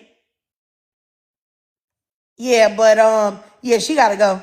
She gotta go. That's it for her. She had to get up out of here. I just Trig, blocked her. Hmm. can I speak? Yeah, go ahead. What were you gonna say? About what? Rena, the bully. Oh, I mean, I was just gonna say, man. I was just gonna say something real crazy to her because it's getting out of hand, and it's just like now you lying on me. Now you saying that like she said like you just don't want to be exposed, that you allow harassment and bullying on your platform, and you don't care about black women for real because of you, because of that. Like I just feel like I don't know. I just feel like that's ridiculous. Like for real, for real. Like what she's saying. And I think it's also, it's not logical. Like this lady had only been in the live 2 times. It had issues with women both times. And then the third time that she came is when all that stuff happened. So it's just like, that's weird. Like, I feel like every time you came, you had a problem. So is that me or is that you? I don't know. I don't know. I don't know. But yeah, she just, yeah, I just had to block her. So I'm not even gonna have any more discussions with her. Like, cause now she just can't comment. Cause that's to be honest with you, that's what I should have did from the beginning. Um, yeah, I don't know. But I do think that what Zora said has some truth to it. Like, people want to make it about them and stuff because she did mention, oh, well, you have a platform and you should be doing this way. She said it several times and I felt like there was some type of something underlying underneath that. And like and I'm the last person to be envious of or whatever the case may be, if that's what the thing is, because my goodness, like there are plenty of people that got way more followers than me. Like these people got 50K, 100K, 200K, 250K. Like you want to be mad at me? I'm a small person. But do they So have empathy that can be misused and misdirected? oh, well, yeah. I mean, you might got a point there because I can guarantee you a lot of the women that have bigger ones would never even entertain her in the first place. And that's the truth. But, it is what it is. I already blocked her. So hopefully this is it. You know what I'm saying? I blocked her. I blocked the other lady that came up here yesterday talking that crazy stuff. So hopefully that'll be it. And I also blocked the other lady that called my husband feminine. I blocked her too. So it was just like, I don't know. Did they really think that I don't love black women? If I didn't, I would say, y'all know how I talk to these men. I would say a whole lot worse. Hello. But I really do be giving them grace and don't say nothing. Cause it's a whole lot I could say, but I don't be doing that. I really don't. She's basically trying to get a gotcha moment so that the collapse has already happened, right? Because we've already established, well, I already knew personally as an individual because I had already arrived before, but I could hear it in her voice because I've been around people who are mentally ill and they are undiagnosed and they are unprescribed. So I could hear it in her voice as she was speaking and the words that she was using and the way that she was switching from one personality to the next personality, to the next character, specifically. And I heard how you were trying to hold space for her, and you even brought yourself down to her level to become level-headed with her and be like, hey, this space is open for everybody. I don't have control over any BLK woman on this panel. Like, I'm sorry if someone, offended you, or, you even brought it down to that level. And she still was rejecting that energy that you were giving her, D was giving her, everybody in the panel was giving her. And I think the root of that is jealousy. If I'm being quite honest, the jealousy is overtaking her, and she tried to navigate this space in a very manipulative, predatory way, to get you. She was trying to control you and tell you how to run your panel because she wants to be you. She wants to have your following. She wants to have this audience. So she's like, you need to do this correctly, because if I had what you had, I would be running the show differently. So you need to do your damn job as the host, because I want what you have. But being that I don't have the access to that, and I don't have the gift, or the whatever you want to call it, I don't have that je ne sais quoi that you have. That means that you need to do this, because I would do it, but I can't do it. So since I can't do it, you need to get on your job and do what the hell you're supposed to do as the host. And that's why she kept going from one personality to the next personality to the next personality to this character to that character. She went from being the victim to the suspect to the stalker to the harasser to the strong BLK woman. She didn't know where to fit in to get in at, okay? She was shifting from one reality to the next reality to the next reality. And she needs to go from the reality of being on this panel to being in that lady's office, in that lady chair, sitting down, figuring out the next plan so that she don't end up in an institution of some sorts. Because what she's doing now is harassment. You know what I'm saying? And that's not normal. And that should never be normalized on the internet or off the internet. You gave her ample opportunities to open up, and you gave her the floor when she didn't even deserve it to begin with, after disrespecting you and calling other people dummies, while saying that she doesn't feel like this is a safe space. But it was safe enough for you to call people dummies. Can you imagine? So with that being said, now that we went through the rabbit hole with Alice and the Mad Hatter and the White Tea Rabbit, now we can see that she needs to get help. And that help that she needs is not from Triggered, it's not from Kayla, it's not from Zora, and it's not from the 69, 71 something people on this panel. It is specifically above our pay grade and above our heads. And with that being said, she needs professional help, because TikTok is not going to help. Can the church say amen? Thank you. I mean, I definitely agree. I'm gonna tell y'all. Oh, you know what I wanted to ask you guys, and I appreciate you guys for affirming me and let me know that I wasn't tripping. I really do appreciate that a lot, because sometimes, I feel, I'm already I'm already a perfectionist, so, and an overthinker. So everything that I do, I'm always questioning, second guessing, analyzing this, that, and the third. I can't help it. But yeah, I did also want to talk to y'all about this, and then we can get back on topic too if y'all want. But I know, have y'all heard about Tea Time, the lady that was on the Yes Mom Terrible? Yes. And it's sad that you already knew that. Hey, did you guys hear about the TikTok lady Tea Time with the Y? That she was on that live and she unalived that man because she was distracted and ran him over and unalived him. Yes, I went to send you that, but I didn't know if you, because when we were running down the Brene and Tim, Devin, etc. case, Akira, you remember a woman came in the comments and said that someone had unalived somebody while reporting on that case, and her name was Tea Time. I don't know if you remember that. They told us that. We were like, what? Yeah, but that wasn't the same one. What? That's a different one. Like, there's one lady named Tea Time with an I, and then there's another Tea Time with the Y. And the they one both with unalived somebody? Yes, the Tea Time with the Y is the one that unalived the man.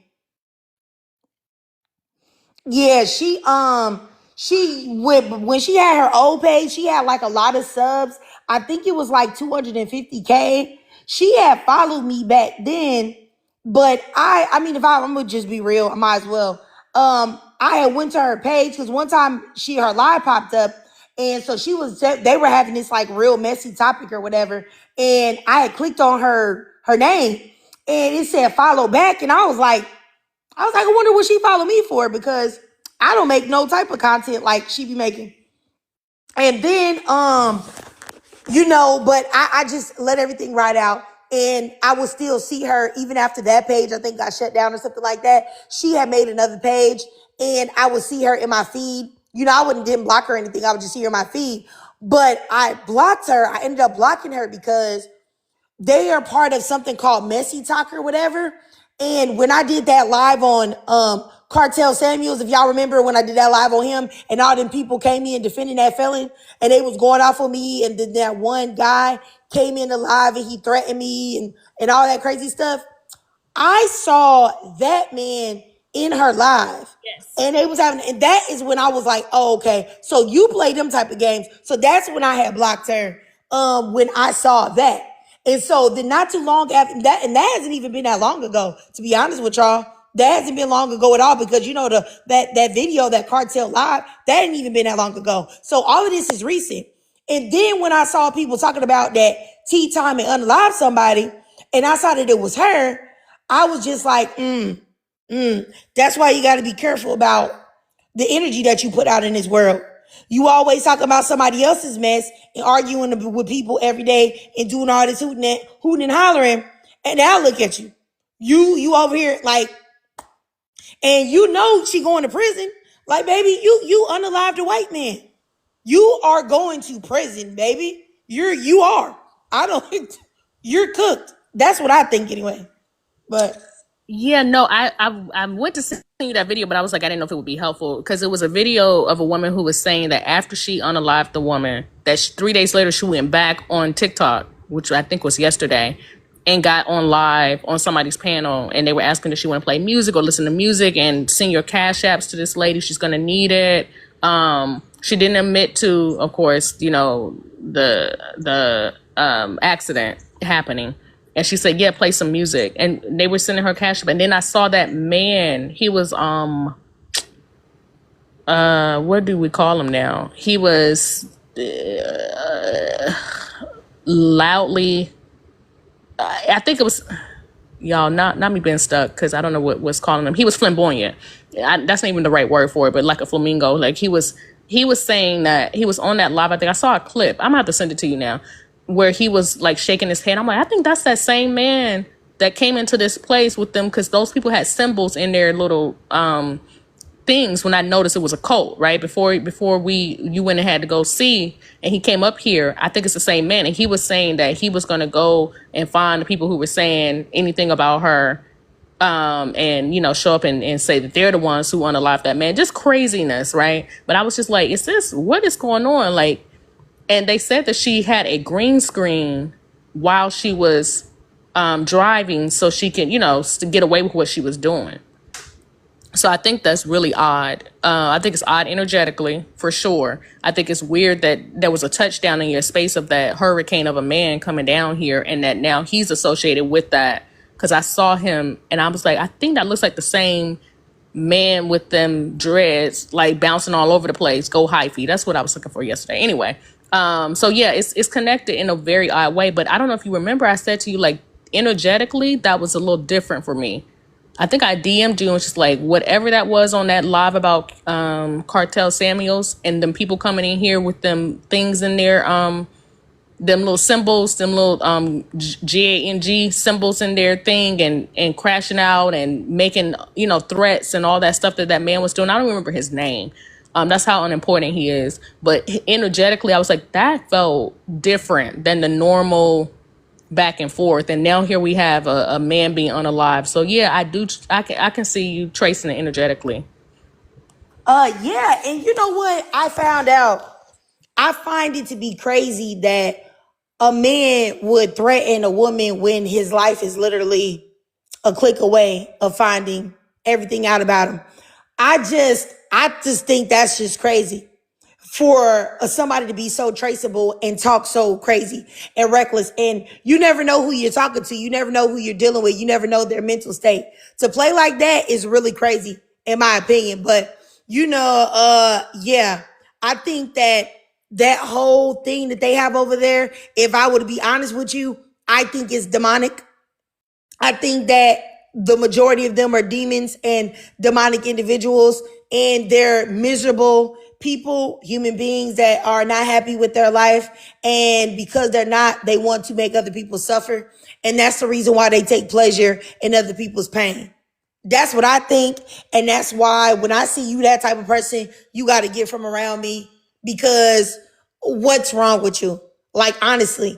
And for you to unalive someone and still get your behind back online like you ain't did nothing at all, that's crazy in my opinion. But I don't want to say too much before I bring the demons out. But I just think that's really crazy and strange.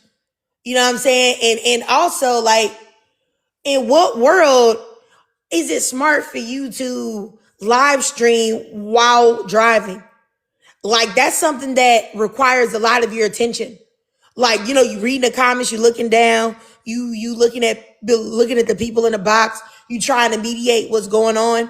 I never in my life would ever do a live while driving. Yes, and not to mention with my kids in there, because something could have happened to them. Like, then what? Like, I don't know. It's just crazy. It's just crazy. I've seen a lot of stuff of people talking about it. Some people are defending her. Some people aren't. Some people are part of Messy Talk talking about her. It's like almost like a cannibalizing, because now you are eating the carcass of a person that was with you, eating the carcasses of others. It's like, you know what I'm saying? So it's just, it's like very gross and weird. Uh, like, how wasn't this the lady that y'all was just kikiing with not too long ago? And now y'all over here cannibalizing her body and taking glee in everything that she has going on. So it's just like, yuck. You know what I'm saying? But let me go up here to Coach T and then Miss T Scorpio. Go ahead, Coach T. How y'all doing? How y'all doing, ladies? Hey Trig. Hey Zori, Kayla. Hey T. I haven't feel like I haven't seen you in forever. But it's good to see everybody.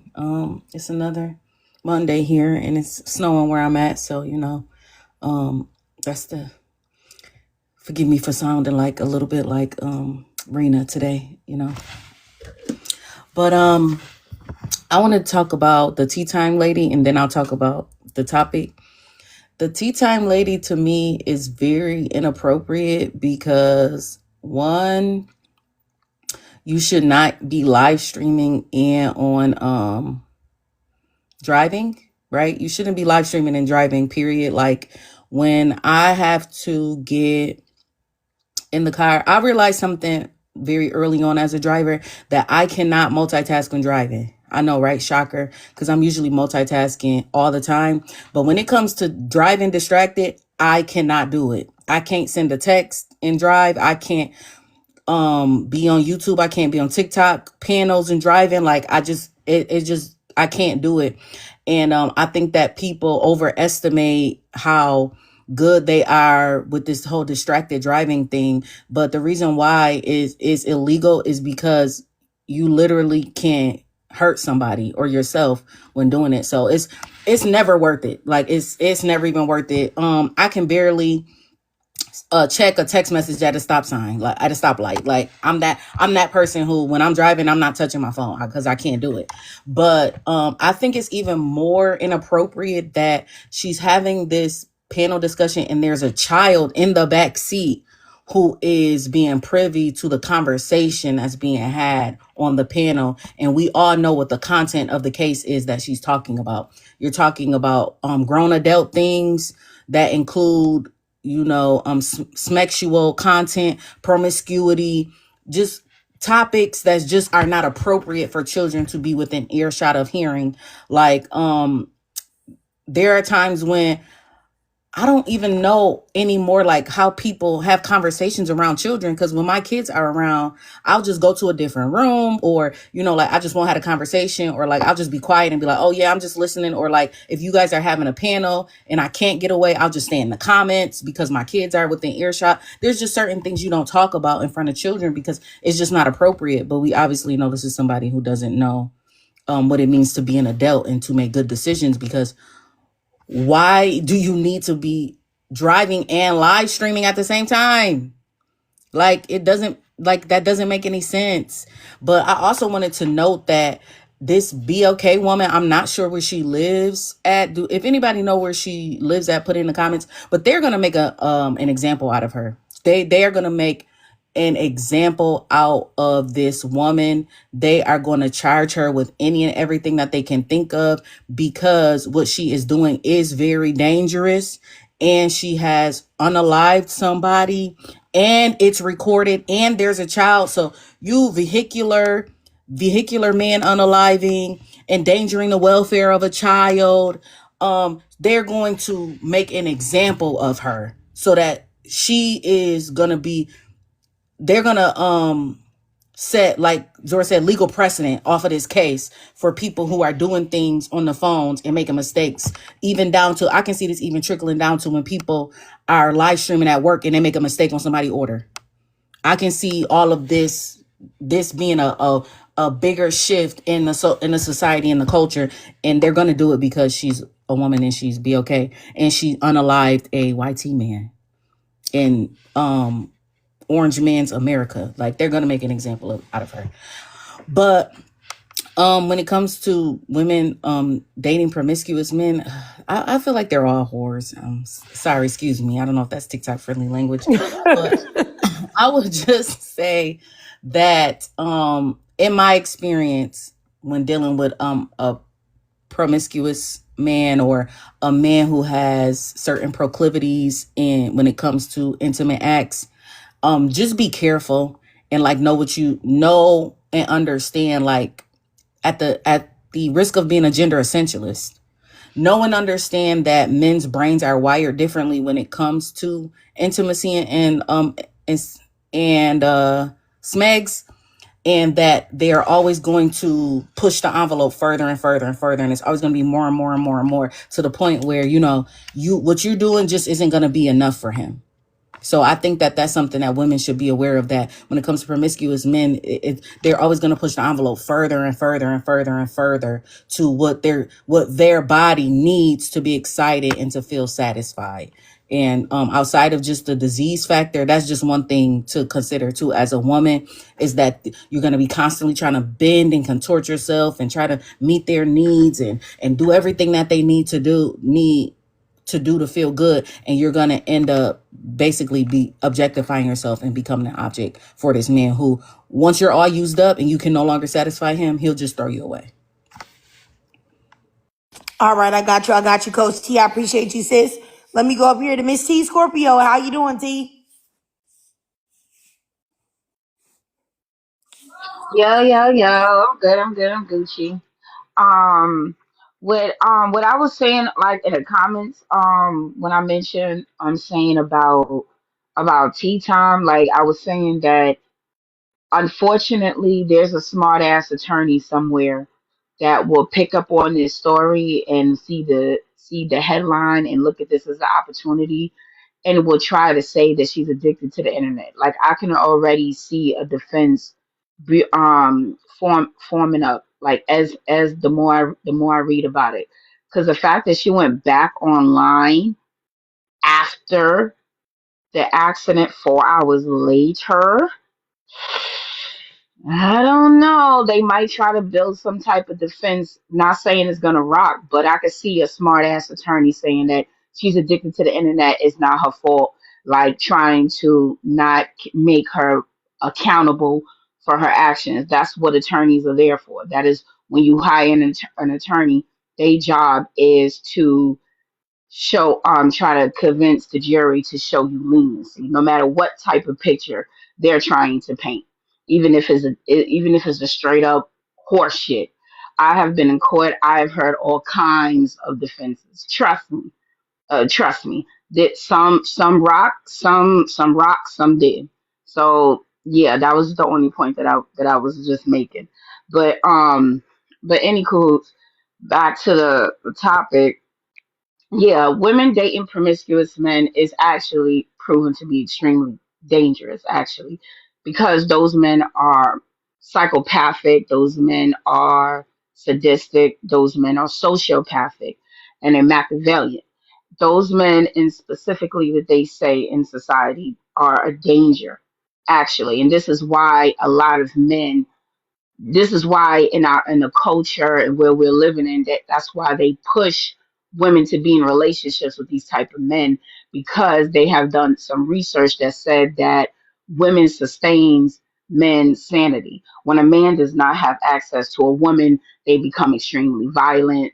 They basically run amok and destroy society. So that is why they give, basically hand us over to men so we can keep them sustained enough so they won't destroy the society, because the last thing the society want is a bunch of horny men running around destroying everything. So of course women, smart women like us will say no, we want to stay far away from those type of men.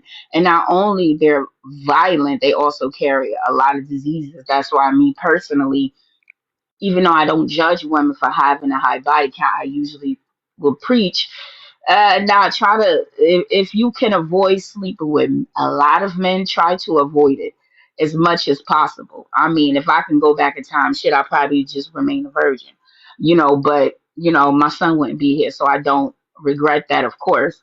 But yeah, being in a relationship with men that are promiscuous, when you hear a man say, "Oh, I don't know my body count," instead of accepting it, just say, "I don't know," because you're used to throwing away women. It shows that they don't even like women.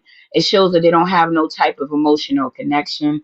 But of course, in this society, is well, actually, in all societies, it's okay for men to just stick and move and just stick and move and just stick and move. They're trying to tell us that is normal, but in all reality, it's not normal, actually. So I'll just land with that right there. All right, I got you. I got you, T. Hey, I just wanted to say this to Zora real quick, because I know Zora had mentioned like some that one time where the comments was crazy on YouTube about about you, and I think it was a little bit about Coach T too. But I just wanted to say that while you guys were talking, like I be getting emails a lot to my email that I use for my channel. And there's a young woman, I don't know if she want me to say her name, so I won't say it, but she sent me an email telling me like she appreciates my content and all this stuff. And she said that, I'm going to read this part of what she said. She said, even when discussions get heated, I appreciate the way you hold the space and keep it authentic. I love Zora. She's hilarious and always adds balance and levity to the lives. So I just wanted you to hear that, so that you know that even if you got haters or whatever, there are people that also hear your voice and respect it and love it as well. You know what I'm saying? And so I just wanted to say that to you. And of course, it's plenty of times that other women that are here in the lives, including Coach T, where women have said like, "Hey, I really like her. She has a lot to say. She's intelligent." So I just wanted to tell you that, like, so that you would know that, just like you got people sitting there listening and they may not like you or not like what you're doing, or just have an issue with something that you said. There's plenty of people that love you guys as well. Like I said, there's people that comment all the time how much they love Coach T, how much they like Supervillain, how much they like T Scorpio, how much they like a lot of y'all. Like people be like, "Oh, I love him, such and such." And maybe I should start saying that more often, so that you guys know that like people really, yeah. Somebody asked me, "Did you have a YouTube, T?" Like when you was really coming up here like all the time. Yeah, it was several ladies like, "She got a YouTube channel?" And I was like, "I don't think so." But yeah. So I just want y'all to know that. So yeah, because I think it's always good that you tell people what the, not just they're exposed to the negative, but they're exposed to the positive too. So just so you know, just want to tell you. Oh, I felt it. I really felt it. I received it. I really do. I feel the love in what you just did. I really respect it, and I want to start having that be my expectation. Not me saying we can have more of this. I really appreciate that, Trig. I'm glad that you read that out. Yeah, I do think. I mean, I'm coming out of the space where I'm trying to figure out how to manage my expectations better of people interaction. So this is, this space is kind of allowing me to do that because I usually just kind of stand on business and let people say what they want to. But I think it's important to not always have I'll say truth teller in quotation marks, okay, so I don't fall into that role. Not just be left to the wolves all the time. So I really do appreciate that. No problem, no problem, no problem. You know I love Thank you, y'all. Trig. Love this space. Did you get did anybody did you get any comments about the Christian lady yet? Which one? The one who came up the other day and you had to, kindly let her know that she was You know what? I don't think nobody said anything about her. wow. You know Okay. what I'm saying? But I think that sometimes, when you come from where she's coming from, that holier than thou stuff, that's automatically gonna turn people off. I think right now we're in the stage of life to where that's not well received, and well, I take it back. It's well received by a certain demographic of black women. And those black women I never like I know when I first started coming on TikTok heavy, there was a black woman. She's light skinned. She has these lives where it's just her face in there. She has the green screen in the back. And she would be around Janine Just a Girl a lot. Like they would go on each other's panels. For the life of me, I can't remember this lady's name. And she got way more followers than I do. And all it is women that come in there that like either want to be married or they are married and they think that they're better than most black women. So they come in there and they circle jerk each other, or since they're women, circle finger pop each other about how much they're better than the rest of these lawless Jezebel women that don't have husbands, and they use God to make them feel valid. They manipulate God to make them feel valid in their judgmental evil behavior against other women, and it's really gross, and I've never liked them. And like when I first started making content, a few of them ladies would say, why don't you make content like we're making? Because yuck. I'd rather pull out my eyes and put them in a blender and make eyeball smoothies before I ever in my life make content like y'all do. Then so, that type of woman speaks to like a certain type of black woman. And those black women are not the black women that I want to hold company with. Yes, and drinking too, Zora. Okay? Cause I don't like women like that, because I remember when I was younger and single, and that there were so many women in my congregation that did exactly that made me feel less than because I didn't have a man. And that causes women to make bad decisions. Like if some women internalize that, that's when you see women, they just pick anybody. They just want to get with anybody. They just want to be so married so bad and be with a man so bad that they just overlook everything that they got going on. It's actually very terrible to do that to women. Like it's horrible. It's horrible. And it really does put women in bad positions. That's the reason why I don't rock with it. Because I can't tell you how many married women have told me, well, why don't you talk about being married? Why don't you talk about the joys of being a wife? You say you happy. Why you don't talk about that? Why don't you tell these women how to get married? I don't do that because that's not the end all be all of life. Some people will be married. Some people will be single. Some people like being single. You know what I'm saying? Some people enjoy just being a rich auntie or whatever. I don't want to speak on just one lifestyle and one way of living. Because to speak on one lifestyle and one way of living is to say that that's the only acceptable one. The only acceptable one. And I don't believe that. Like I want black women to be happy however you want to do. Like you want to date men, you don't want to date men. You want to have kids, you don't want to have kids. You want to be married, you don't want to be married. Whatever you want to do is, as long as you're healthy and happy, that's what I want to see. So I don't know. I just don't want to just preach about me and my existence because I don't know, that's gross. I think anyway. I have a question. Well, first of all, I want to respond to some things that T Scorpio said. I think that were really made my mind kind of click was the attorney's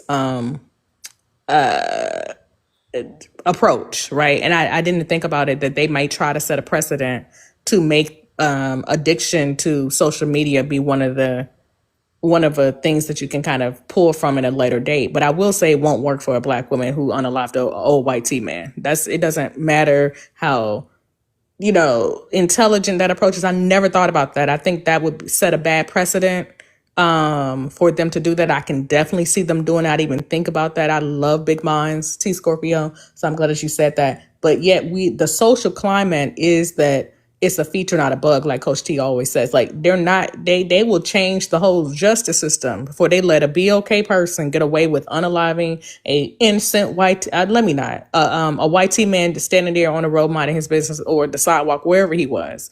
So I will say that, but it made me think about that. Like somebody brought up, it was called rich people's disease. They named it something, but it was literally like when you went to look up, it was a white T boy, child, something 18, 19 who got It off. was affluenza. Affluenza. So rich that you're out of touch with reality. White people make up their diet. They're strategic in a way that I am feeling some kind of way about BOK people not being. Like and I'm saying this really about the men because the men set the kind of tone for some reason and the women follow it. Is that we think that we can just come up here and play their system with their game. It's rigged, people. It's like it's meant to shift. So I don't know, it just made my brain tickle. So I wanted to say that. And it was something else you said, but I can't remember. Oh, about promiscuous men. You and Coach T, I think it's so important that like we start talking about that, like what that actually is opening up to.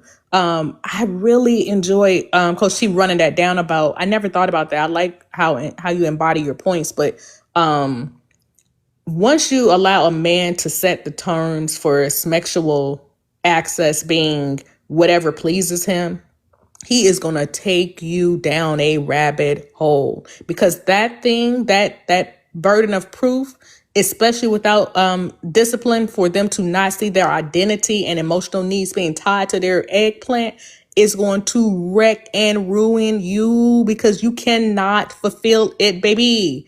What's his name? What's her name? What's her name? The one who was coming on podcast talking about what her and her man did in the bedroom with other women. Iman Shumpert and Tiana Taylor. Like out of pocket. She's over here trying to, I don't know what she was doing, but she's talking about how they both use women as objects. They ran these women down. And then she, for his pleasure and her own sense of self, told her after the woman was literally used sexually, get up. You don't get to spend the night or you don't get to like have no aftercare. What you thought this was, BITCH. And she went on to podcast and said this. And people were, applauding as the men were, because they thinking that she's a big dummy, right? Like she's allowing herself to bring other women in to be objectified, really to get your needs up. But that's another subject, Tiana Taylor. We'll leave you right there. Go ahead and put the man in there so we can pretend it's something else. But it's very weird how much he will not objectify you, but force you to participate in other things of not even just pulling women in, but like being okay with how that sexual satisfaction bar gets higher and higher. Okay, so now let's do two men and a I was about to say that movie, but that would be inappropriate. Two men and and a little person. I'm sorry, y'all. I'm sorry. Put the political correct way thing on it, okay? Put the politically correct filter on it, please. But whatever. And now it's going to be a monkey and a chimpanzee and a zebra. And like do y'all know that they have to like go higher and higher to get that thrill? Because the thrill is usually consent. That's one of the thrills. The thrill is kind of taking over, or like the thrill of like making you more humiliated, or it's y'all can't meet that. So I like that you ran that down because it made my mind really kind of go there, because I was just like, that's so interesting, because once you accept that from them, you're going to have to understand that even physically, but emotionally, you have a problem on your hands, because men take out their tears and their sense of identity through that VAG. That's how they do there. So anyway, I like that as a prompt and what Coach T said. And then I wanted to say, I think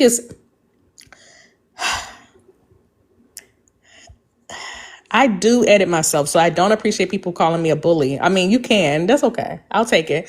But I'll be editing myself because I really want to have a reenactment. And I don't know if that would help us feel, you know what I'm saying, better on this Monday day. Can we do...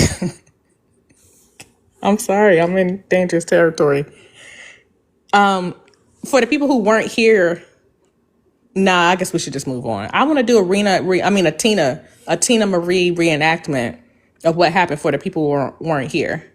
Is that too much to ask, Trig? Or like That's I up to can play the you. part. I can play Tina's part. I don't emote well. Somebody else will have to play Tina with an R. I need fellow players. Okay, I'm gonna put it back in. Thank you, supervillain. I'll put it back in. I thought that would be a fun activity, but who knows? You know what? Now that a lot of stuff that you were mentioning, Zora, about like Tiana Taylor and stuff like that. You know what? Something that it's related, but I also don't like. Have you ever seen like the ads that they have on TikTok for like vitamins for women? And the vitamins they sell it to the women by just saying like, this is going to make your vagina so wet, so this, so that. And you got all of these women in the comments, oh yeah, I gotta try that. Like, in what world do you ever see men clamoring to get vitamins or do things for the pleasure of women? Oh man, bro, I gotta get that pill, bro, because they said that the ladies love it. Oh my goodness, I gotta do this, bro. I'm about to get all these different supplements because they say the sisters love it. Like, you know what I'm saying? I really think that women just put so much of a care for men that men never do for them. That's the same reason what I'm talking about the whole live today about women not dating promiscuous men and how so many men wanted to give pushback on it. Because anytime women are doing something that is not in servitude to them, then it's a problem. You know what I'm saying? Hold on. Alex the satellite, what are you talking about? Women's whole life is to be with men. You can unmute yourself. What are you talking about? Honestly. What are you saying? And why would you say that? And why do you follow me too? That's another question. Are you there? Alex the satellite. Come off mute. You're on mute. He can't, y'all. He on McDonald's free Wi-Fi. Y'all see he got one red bar. And you know what? I don't know what's going on with my TikTok. I can't even see the bar. I see he got one tiny red bar. One sad single red bar. I really, let me see.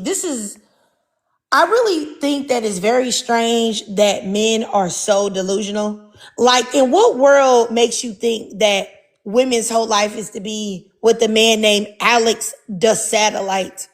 I'm just gonna go ahead and block you. A satellite and only having one bar, one connection bar.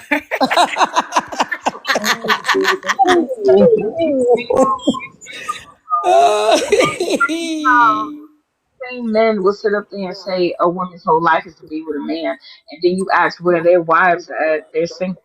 And I'm like, okay, so if a woman's whole life is to be with a man, why you still don't have a partner? Why aren't you still married? And that's the part that I find funny, how men want to push Mm-hmm. relationships. You don't want to push marriage onto women, that you out here and you are single. No one is more desperate for relationships than them, because the gaslighting, the manipulation tactics, the delusion, everything that they come up with just to get close to women, to have access to women, to have a woman, period, is phenomenal. It's actually being studied. It's actually being studied, the obsession of women. How men, rather are they G, rather are they straight, rather they're in a dress, especially in a dress, they are obsessed with women. That's how I came across that article that said that women sustain men's sanity. And they was comparing all the crimes linking to the violence that men had perpetuated. And they were saying that it's all linked. When they looked them up, they all said what they all got in common is that they were single. That's the funny part about it too. That's the funny part. So when you hear these men pushing relationships, it's not even actually they're being manipulated into wanting to be with in relationships with women with reality they're being controlled by more powerful men saying that listen, we don't want y'all to run amok. So ladies, we're gonna use women and to pacify them so we can keep them docile and control. It's not the women that they want to control. It's really the men that they want to control. Just they cannot control men without giving them what they call what is that called? Reward. What is that called? Reward something. What is that called? Like punishment. Uh what is that called? Reward? No, no, it's a reward. It's a word that means like reward. Like basically, that's why men come out here and they want to get the You mean jobs, they want to get the dopamine? cars, they want to. You mean dopamine? No, not dopamine. That's for the, that's the Okay. internet thing. I forgot what it was. I forgot what it was called, and that's why men surround. If you notice, they surround their whole entire existence about women, how to get women, who hosts lives every day, all day about women. It's men. It's men. Men are even they're obsessed with even with women that they don't even like. They're obsessed. I just came from a live. A man was talking about big women. Like, sir, he said, and me, I don't like big women. Sir, why the fuck are you on live? I'm sorry, my bad. You was on live for 3 hours. Actually earlier than that. He said he'd been alive since 6 o'clock in the morning talking about fat chicks. And he said he don't like fat chicks. Sir, why are you live for 6 hours talking about a woman that you do not like? Talking about women you don't like. That doesn't make any sense. That doesn't logically make any sense. You do like fat chicks. You got your heart broken by fat chicks, and that's why you are upset. Straight up and down. No one. These men are the biggest crybabies because they cannot get to women, and women are. We are pulling away from them so much to the point that they have. That's why they up online and on social media talking about us consistently because we are resisting them, and they're trying to convince us it's our duties to go find a man. When all reality, they want us to want them, but we really don't because we see them for what they are and they are upset about it. As you can see, the violence is increasing, and I feel, and I, that's something women need to be wary about. Women, we have to be on guard now. Like I keep saying, walk around with a pew pew, walk around with something on you. Protect yourself, protect your children, and protect elderlies. And these animals about to get to work too, because these men are out here, they're horny and they're desperate. It's dangerous. Man, a horny man is a dangerous man. All right, I got you. I got you. All right, let me go up here. This been super villain. Hey, Chick. Hey, panelists. Those in the comments. First, I want to say, Chick, I really appreciate this prompt, how it's worded. It's very intentional. One thing I say about this space, why I love it so much, is because it doesn't focus on the men's, it focuses on women changing their behavior. Because I don't expect men to change, and even if they do, I don't trust it. It's about women operating in a different way. So women should not date promiscuous men. First of all, I don't know if you ever heard a man talk about how many women he slept with, but they sound like a public toilet. Like these men be bragging, and all I'm thinking is you sound like the most used toilet in a public bathroom, sir. That's not impressive. Um and it really gets confusing, and this is what I mean about women just listening for what they're saying and changing your behavior. A lot of them come off saying that they want a woman that has little to no experience, and then they turn around and say that women want a man with a lot of experience, which the math doesn't make sense because if a woman has little to no experience, why would her partner need to have a lot of experience? She has no experience to judge from. And this is what I mean about when you listen to them. And I know it's hard because at this point, a lot of them sound like Sim Talk to me. But when you listen to them, their math never matched up. And I just don't, I really try to really think about how we got bamboozled by them. Like, what point in the turn of history did we start listening to them because their ideologies never make any sense. I don't understand how we're under a patriarchy. But the way to get out of under it is definitely changing our behavior. And one of those behaviors is going to be stop messing with promiscuous men, because it's like using the most used toilet in a public bathroom. That's it. Short and sweet today. Thank you, Trey. All right, I got you, super villain. Coach T, did you have anything to say, sis? Yeah. TU is funny for saying that the animals is about to end. The dog, you know how we used to They're have eating stray the dogs? cats. They're eating the dog. For them. I feel bad for them. I really do. Oh my god. Yeah. What about hide your dogs, hide your cats? Is that Hide your dogs, hide your cats, hide your wife. They getting Not everybody even, out here, y'all. ladies, not even fishing is safe and they're in the fucking water. Listen, at least they got teeth. What about the defenseless apple pies on the counter, y'all? I keep talking about them apple pies. Lord, not even your desserts. They gonna put their wee wee in it and eat it. Child, I can't. my Right, in the God? actual What? soil. In the actual soil. I'm telling you. A guy saw a tree that had a shape. In his mind, he thought of a woman and said, yeah, that tree's about to get it. Do you see the memes of the funny memes these dudes are talking about? If you look at the memes, when they look at animals and trees and talking about, yeah, that tree's about to get it. Look at that sheep. That sheep is Yep. about to make it crazy. Oh man, look at that. Yo, you saw how that snake tongue is wiggling? These men are depraved. Yeah, I'm in a group on another app. I think it's called something like Not for Wee Wee. I think that's what the name of the group is. I think. I can't that's what I'm but yeah, they post memes all day about how about they'll share memes and stuff that men post, and it's that idea. It's like inanimate objects or like animals or stuff like that that they're like, oh no, don't put your wee wee in that. Don't like it's yeah, they're exhausting.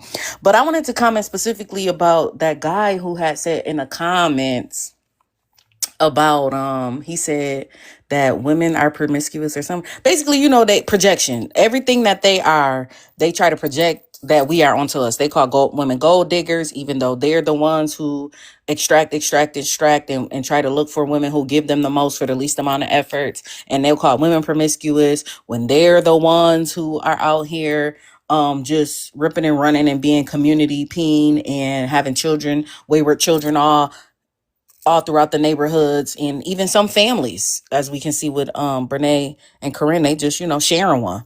But it's interesting because I was watching this morning. One of my guilty pleasures is watching like those live interviews and stuff, where they'll just stop people on the street and asking questions and stuff. But so my feed will just show me kind of stuff like that. But this one in particular is a loyalty test. They showed a clip of a loyalty test, and I was like, I have to see this whole thing play out. So this guy, his girlfriend is a hairstylist, and she went to do a house call to do some braids on this man, and it was a loyalty test. The boyfriend had set the whole thing up as a loyalty test for her. Mind you, she's a hairstylist. Her time is literally money. She got paid anyway in the end, but still. So he sets up this whole loyalty test thing.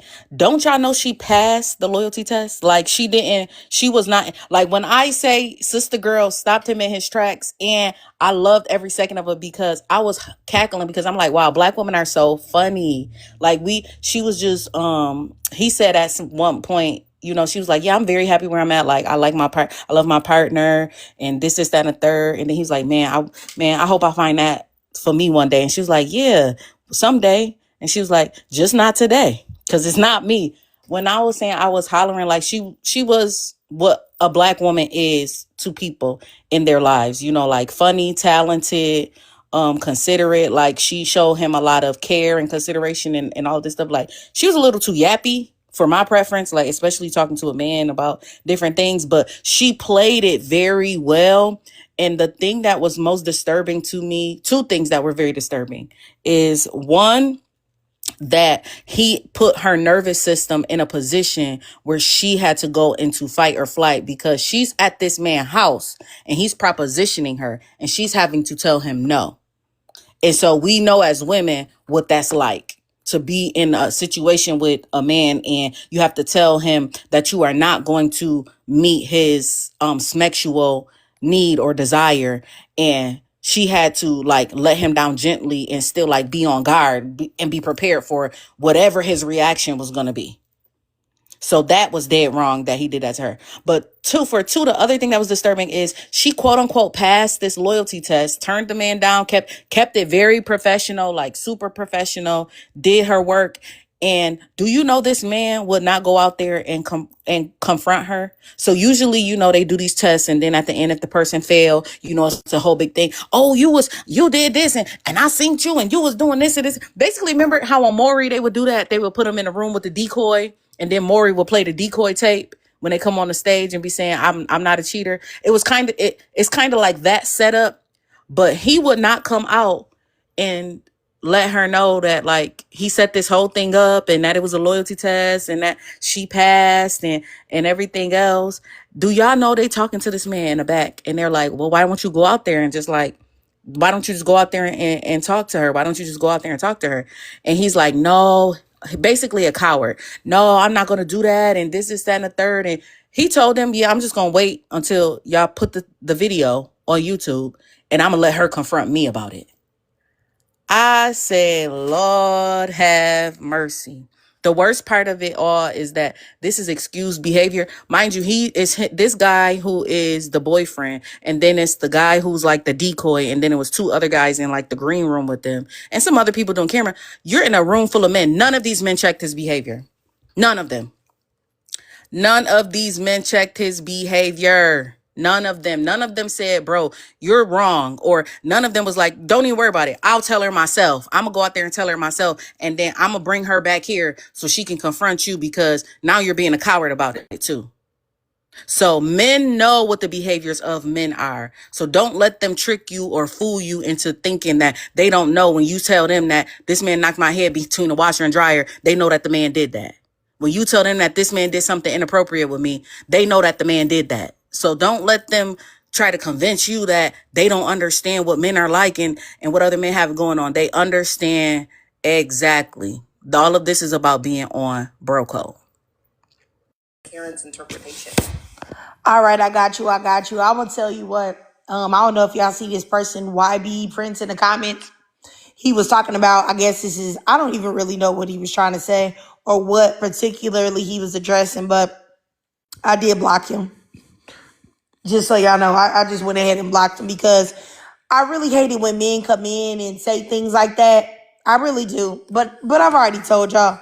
And what was I saying? I was saying earlier, like about the vitamins and stuff, like the little vitamins and stuff where women talk about making their, stuff wet for these men. Or I don't know if you've ever seen these other ads where it's this one where this lady says, At the gas station, kitty pills. yes, all of that stuff. I even seen a lady, she have like this little TikTok shop where she has like this bottle, but she says it's not like lube, but you're supposed to like stick it inside yourself like before you you have a man come through or whatever, and it's supposed to be like extremely like make you extremely gushy.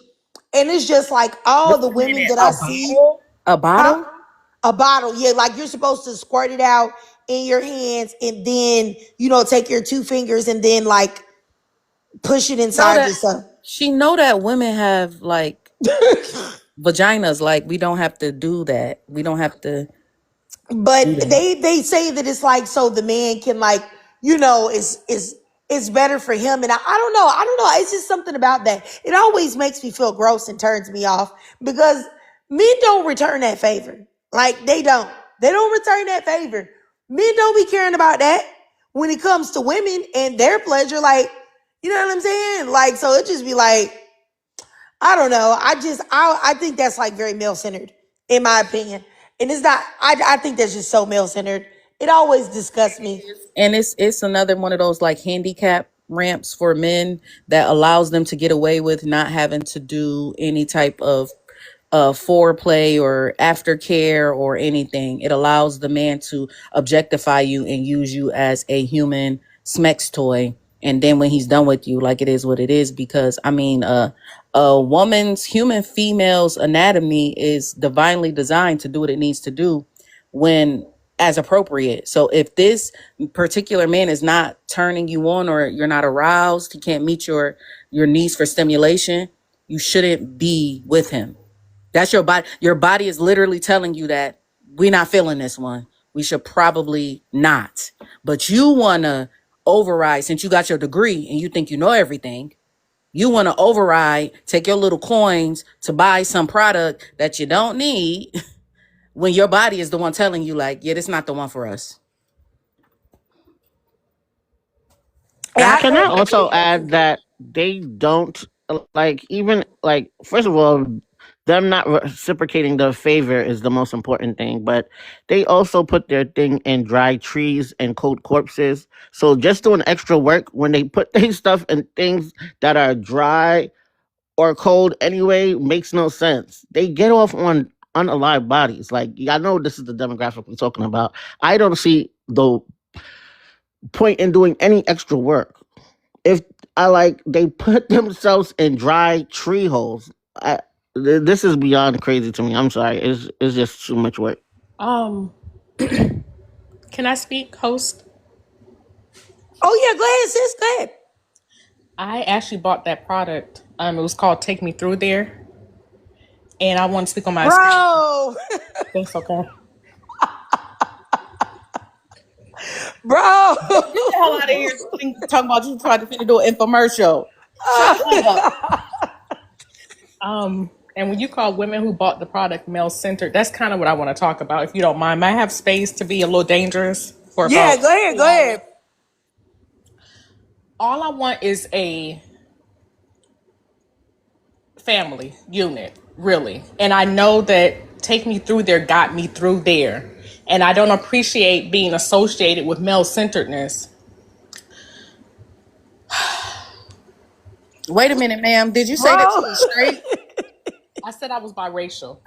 You said I you was said straight? I was straight biracial. Okay. I'm a straight Well, biracial. that's okay. As long as you comfortable with being that. I mean, that's cool. Whatever. It's your Hold, word. My hold up, comfort Craig. You can level. go ahead and drop me because they're gonna tear them up in YouTube. I ain't even trying to be in Okay, y'all I'm on mess. mute. I'm on mute. I'm on mute. Excuse me. Go ahead and just drop. I'm on mute. I'm mute. I'm on mute. Stay up here, super villain. I'm on mute. I'm on mute. Oh my goodness, y'all do it too.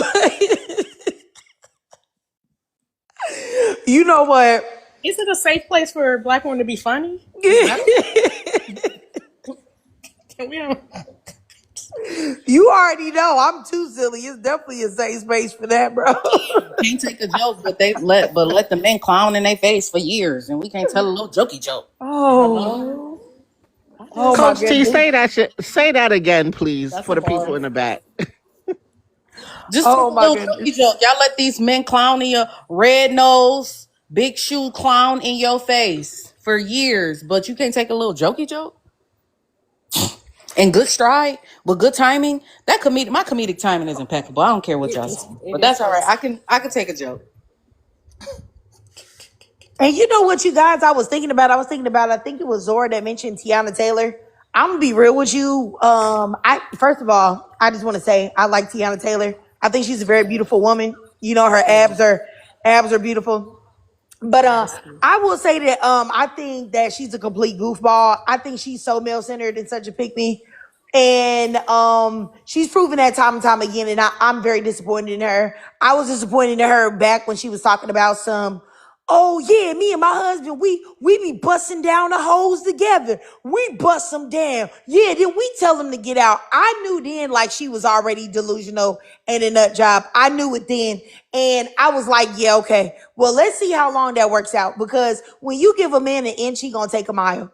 Men are not, you cannot, I don't even care if you have a nice man. You can't let no man feel like he can play with you. He has to always know in the back of his mind, yeah, she don't play. Like, she really don't play with me like that. And I really, I don't care what nobody says. I really do believe that this isn't to say people can't get freaky or whatever. I'm not trying to judge people for, getting freaky. Like I said before, I'm no prude. But all I'm saying is that certain things you cannot do with men.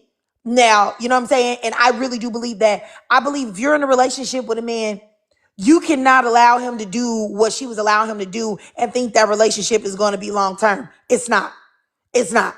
Period. It's just not going to work out that way. And I remember I knew that she was gone. I saw her doing she did this thing about like open relationships and like I think it's what is it, consensual non-monogamy. She did it. I think it was like Joey Bad ASS was in there, and it was like another woman, and it was also ENM, ethical non-monogamy. yeah. And it was like, and I think Jadena was there too, like the guy that made that song Classic Man. They were all there and they were all talking about it. And she was talking about how I just knew things wasn't going to work out well for her. And I think that more women have got to understand that if you like women, you like women. If you like women, right? And you like them to the point to where you want to have a threesome with your husband, I think you should divorce your husband and just date women. Because if you decide to indulge on that desire that you have while having a man, if you think that you're going to keep that man in the space that you want him to be in, I don't think it's going to work. So I think you should just go ahead and just be with women, period. I don't know if that's overstepping but I just feel like that's what you should do. Like, I really do. I think you'd be better successful doing it that way. I agree, Trig, because like I was saying, as the resident gender essentialist, face up. I was saying I'm being funny, but I'm being serious. Like with men, you have to set very hard boundaries around very specific things, and with things like that, you can't be too fluid with them when it comes to that. It's the same reason how like men are really good at like compartmentalizing things. And you'll have women be like, I never suspected that he was having an affair. Well, the really smart ones, I never suspected it. Yeah, because they compartmentalize. Like, that's over there, you're over here. Girlfriend number 5 is, somewhere else in my mind. Like, really being able to break and box those things in. And so they aren't as understanding and like multidimensional, and allow people to have different facets of themselves. So like we could still enjoy the relationship at a certain level. Men are not like that. They put qualifiers and quantifiers on their relationships with women. They'll tell you all the time, oh, he'll do it for the right woman. Well, why? Because if it was in your character, that's just who you would be. But no, it's not in your character. It's a performance. You have to put it on. You have to put on the airs to behave in a certain way with certain women. They'll tell you, and they'll tell you that all the time, loudly and proudly, that, well, he just didn't want to do that for you. Because that man has put you in a certain box and put you in a certain category. I personally would prefer that a man puts me in the box in the category of don't play with her. You don't play with that girl. She is not one of them. Do not play with me. I don't care what it comes to. I need a man to understand that my boundaries are very firm and very strict, and I don't play like that. I don't play with you. I don't play with niggas like that. Because when you make your identity being a man's like Lolita or their coquette or their dirty little SLUT, that's all he will ever be able to see you as. That's it. And that's all. It has gotten so bad. When I remember a time, and I may have mentioned this on the panel before, but I know for sure I've talked to some ladies about this in my personal life where I'm 34, and I remember a time coming up with black millennials where the black boys would complain that the black girls weren't performing fellatio. And that's why they liked the YT girls, because we were prudes and we weren't doing the fun and exciting things with them. And so then black women started doing fellatio. And now here we are in 2025. I'm seeing videos where they talking about putting men's toes in their mouth in, their nether regions on the backside parts as well. So it's you'll never be able to You'll never be able to Girl, be satisfied. You'll never be able to do it. do you know I said I have to say this. This only applies to men, but I really do believe that if you're a woman and you are out here licking on men's booties, like you are a diabolical woman that needs her head checked. I'm sorry, you do. You need help. You need self-love. And You need check a for hug. hepatitis too. Go get yourself checked. Make sure you don't have hepatitis.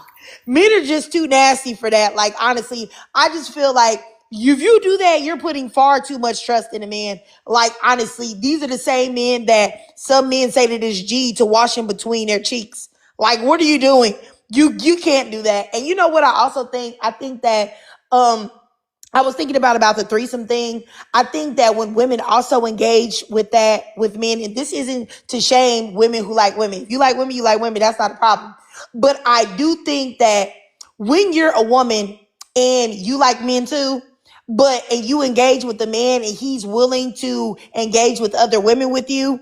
But if you were to tell him that I want to engage with another man, he would tell you, no, I don't play like that. You're not going to do that. So he's completely fine with you so-called sharing him, but he can't share you. I always think that's crazy. You know what I'm saying? I remember my first husband, this was not too long before we got divorced. He came to me one day and he was like, what? How about this? Cause okay, I don't have to say this. I don't think I told this to anybody. He told me that he didn't have any children. Like, I didn't have any children. I told him I would never talk to somebody with kids. This man told me he had no kids, none. I find out he has children, but he lied to me. So anyway, he tells me, this is after I found out that he's had children. Wait a minute. You said children, so more than one child? He had more than one child. Yes. He told me that he had none. And I found out after he told me this only because his baby mom was about to tell me, because she was mad that he had married me or whatever, and he never married her. And it wasn't even a flex. Like, there was not even a reason that she should have been happy or should have been upset that he married me. She actually should have been happy that he did, because the things that he did to me were far, far worse than the things that he was doing to her. So, she could have just said, well, this is what marriage gets you. I don't want any parts of it. But anyway, so I found out after the fact that he had kids. Now, she told me that they had 2 children together. I find out after we got divorced that he had even far more than that. He had lied about everything. But anyway, he comes to me and he says, hey, and this is coming from a person that's inexperienced. I hadn't been with anybody but him. He told me, hey, I would like to have a threesome with you and my baby mama.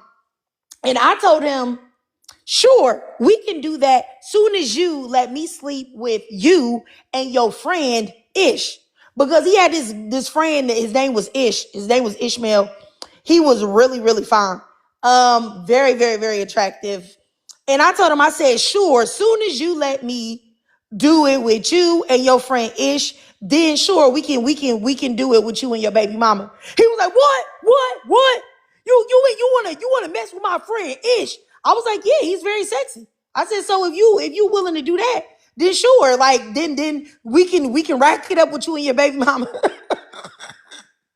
This man went completely crazy. He cussed me out, went off, said no. I said, well, okay. Well, then you already know the answer to you and your baby mama. The answer is no. No, you cannot. And that's what I mean. Like, I already knew that he was going to say no, but it's just like the nerve that men be having to think that, like, and even though I was inexperienced, I already knew that I wasn't playing no game like that. You think you going to get over me? You want me to be over here getting freaky and doing all this stuff for your benefit and your pleasure. And you think what I'm just supposed to be like, yeah, no, I never played games like that. Even back then, I didn't even really know why I said what I said. I just knew that how he was coming at me was not a way that he should come at me. You know what I'm saying? But yeah. Trig, I wanted to add to the list that we talking about, even though she's not a BOK woman, Cardi B and Offset, she was doing that same thing. Me and my man be getting the girls and all of this other stuff. But it's, you just gave me an idea, and I'm gonna run by it real quick because I want the other ladies to have a chance to chime in. Is that these men who are promiscuous, what T talked about, it just connected something for me. It's a neurological pathological thing with them. So it's not just that they're promiscuous in that they're having all of these relationships with anything, you know what I mean? Anything with a hole they'll stick it in. They are that way with everything. Like they tend to overindulge, be gluttonous, and be luscious about everything. And so when I know particularly your ex, you mentioned he also had issues with substances. Most men who are promiscuous, they're not just promiscuous with smecks, they're promiscuous with everything. They got money problems, they have substance abuse problems, they have anger issues. Like these men, it is a pathology to them. Girl, you know what? Now you talk about substances. I don't think I've ever said this publicly. Let me tell you guys something. After we had, like, this man lied about everything. Like, he lied about who he was. He lied about the things that he did. He lied about having kids. He lied about, like, literally everything that you can think that someone could lie about that's like a big deal or a deal breaker in a relationship. He lied about. And then coming in point to where I was like a sheltered person and hadn't been around anybody that was like doing anything. I've been around nobody that was doing any type of illegal substances, smoking, nothing. And so after we got married, I think we had been married for maybe like a month. He tells me that he wants me to come with him. He's about to pick up his friend. Okay. So I'm driving. He picks up his friend, this dark skinned black guy, bald headed. He's real short. He picks him up. He says, hey, you know what? I need you to take me here. So I take him to this house or whatever.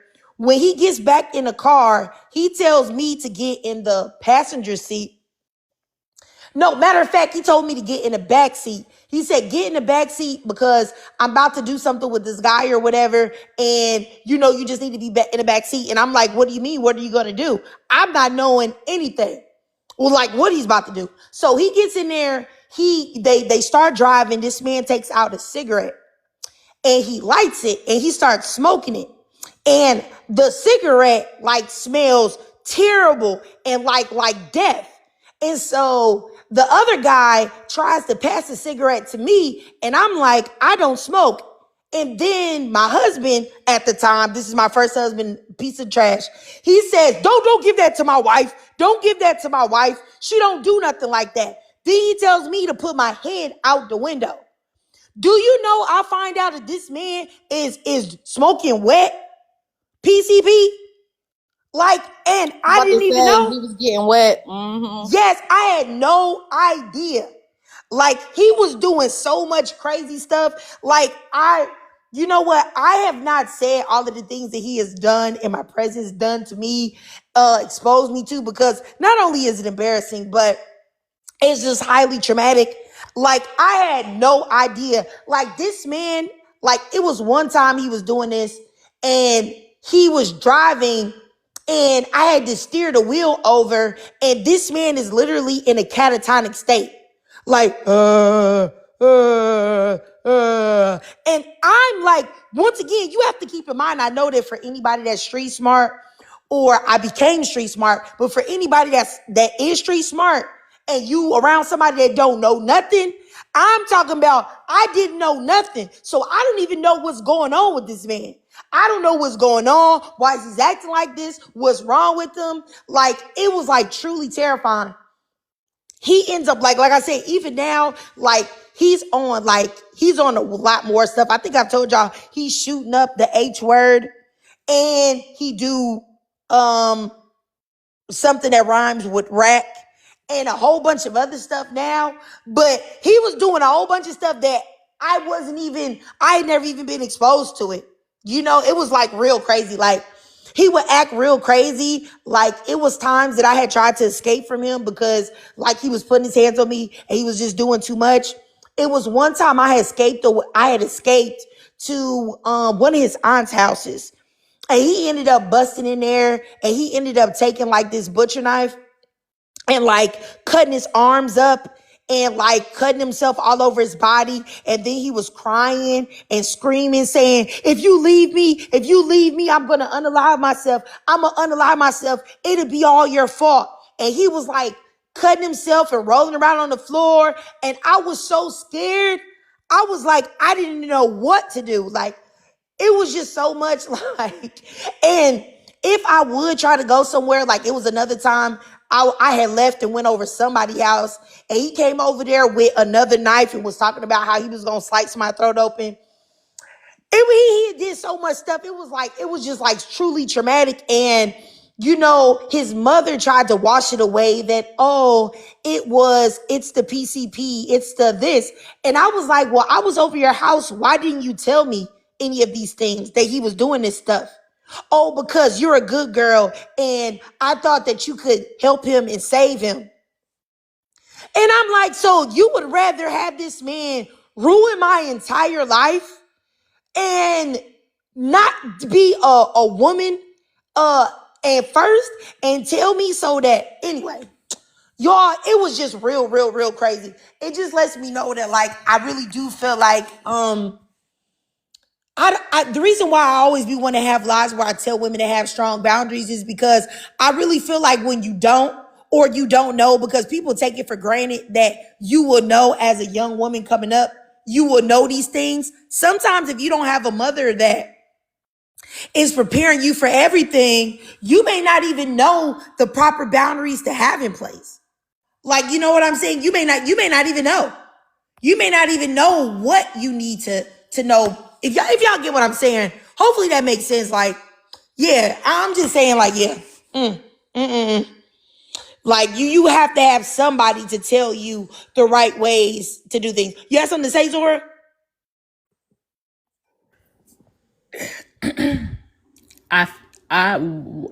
Wow. I'm so glad you're out of that situation. Let me say that. And I feel you. I think that's when I say that I grew up in a cult too. Like I call my family of origin a cult because it operated like one, but also a religious one would be considered one too. And I think it's made so that it's bothering me in a different way that you got that feedback from that girl about it not being a safe space. Because how dare she?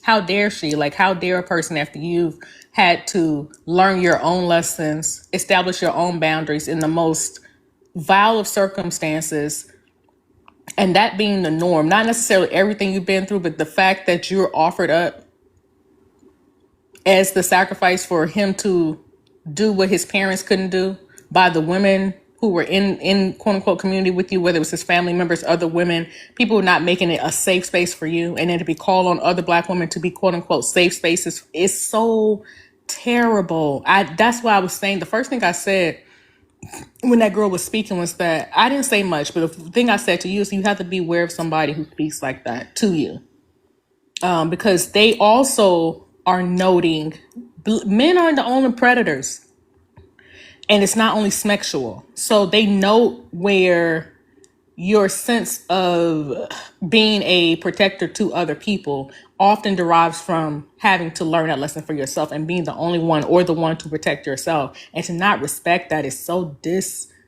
it's so, I don't know what the word is. It's beyond disrespectful. And I don't know. I just really appreciate your story, the energy of it. I don't want to use that word too often, but that's what I do. I am an energy like feeler, reader, seeker, seer, unfortunately. Sometimes I say unfortunately because of the traumaticness of having that same thing where it's sheltered and exposed, sheltered, and what that kind of creates for a person trying to then be out in a world where people speak that language primarily and on purpose. It's back to Coach T. It's a feature that whole thing is set up that way. And I don't know. I just feel like people need to answer for it, but who am I? Yeah, I mean, to be honest with y'all, I tell some of the things that happened to me because I hope that it can help someone that is young and vulnerable. And you don't even have to be young. Like you could be in your 30s and may still not know how to handle proper boundaries and stuff like that. I just hope that it can help someone avoid them being prey like I was, because I was literal prey. Like I had no self-esteem, none. You know what I'm saying? Like, I grew up with people telling me I was cute and stuff like that, but I never had any self-esteem. I didn't feel like I was worthy of anything. And then at my congregation, there were a lot of girls that had managed to get married before. So, at the time I'm 25, well, 24 going into 25. And, so now I'm looking like really feeling like, and also being told that like, look at me, you're getting up there. You don't have a man, you don't have a husband. So who are you? Nobody, nothing. So I'm over here trying to hurry up and be somebody, because in my mind, I'm feeling like having a husband means that I'm somebody. And if I don't have that, then I'm nothing at all.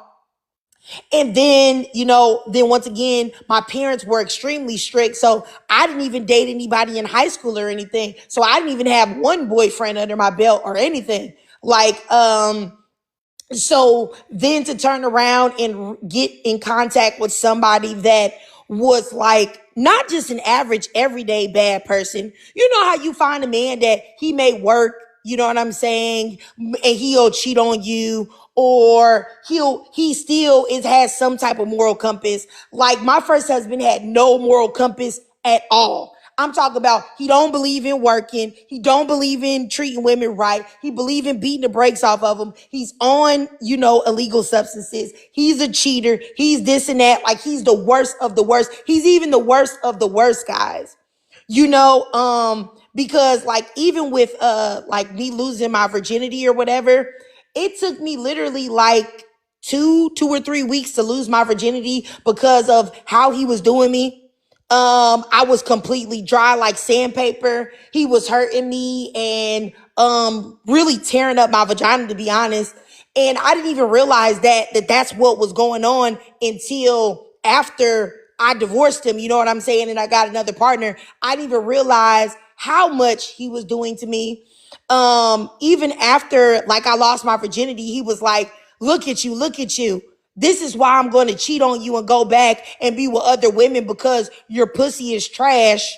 And he was doing all this crazy. He was doing all of this stuff, calling me all type of like bitches, and oh, you're a you know what? This is the reason why I should never been with no virgin. I shouldn't have been with any of you doggone quote unquote good girls, Christians, because y'all don't know what the you doing. You just a stupid bitch. And now that I got that from you, now that I got this pussy from you, you stupid bitch, you don't got anything else to offer. And I think it was like, really, to be honest with y'all, the day that he was able to fully penetrate me was the day that he choked me on the stairs at his, I think it was his sister's house or his mom's house, one of them. Like that was the first day. It was like he was waiting until he could fully penetrate me to start really acting up. And that was like the first day. And then it like really never stopped after then. And yeah, it was just horrible. Like I said, like there's only so much I can say without like, that I feel comfortable with saying, but I really realized after, to be honest with you, the first day he put his hands on me, I had said like, you're not going to put your hands on me. Like, you're not going to do this to me. And I had left out of his mother's or sister's house, and because they were both living there. So, after that I had left, but then I had talked to somebody and they had said, well, look here. You've already had sex with him now. Your virginity is already gone. You're married to him. Like, if you leave at this point, you're nothing. You've lost your precious jewel and you're trash now, essentially. And nobody else is going to want you or want to be with you. And if nobody wants to be with you, then who are you? Nothing. Nobody. You're less than nothing. So I'm like, I had to go ahead and wipe my tears and say, okay, well, let me go ahead and go back in there, because I have to stick with this. It's the bed that I made, and so I have to lie in it. And because I listened to that, that gave me even more unimaginable trauma.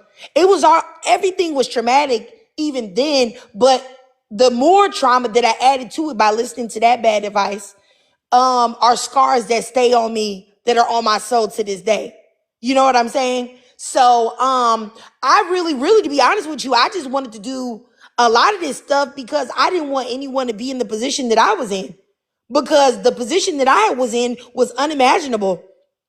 And my mother, like I said, my mother never did anything, gave me any type of validation, any love, never told me she loved me, never gave me a hug, never did any of that in any of my entire life on this planet.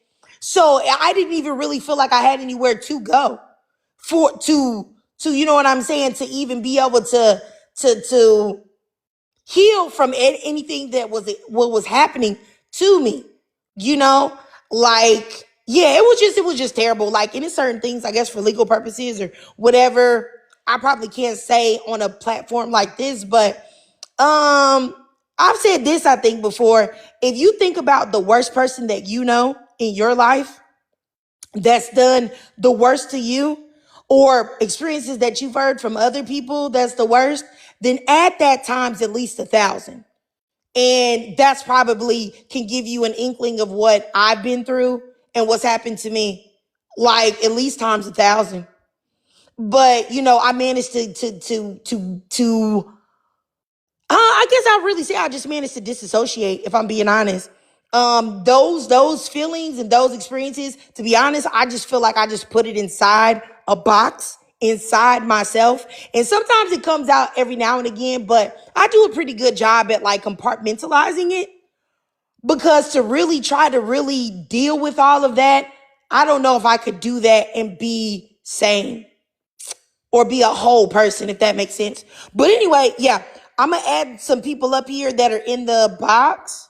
That makes perfect sense, Trig. And I love that you always make this space safer by just being who you are and sharing your story and being honest and being open and being vulnerable, and that people can accuse you of not protecting them, and people can call other people bullies for holding people to task for that standard, for being honest, being genuine, being vulnerable, telling the truth, being authentic, and that being needing to be the price of entry in a space, in this kind of a space, is what makes it safe. It's not a safe space because you hear women sharing their you hear women giving their opinions about something, or you hear when you see content being made, or you hear women having conversations about things. That's not what's happening here. This is women choosing intentionally to show up for one another in a space and be open and be honest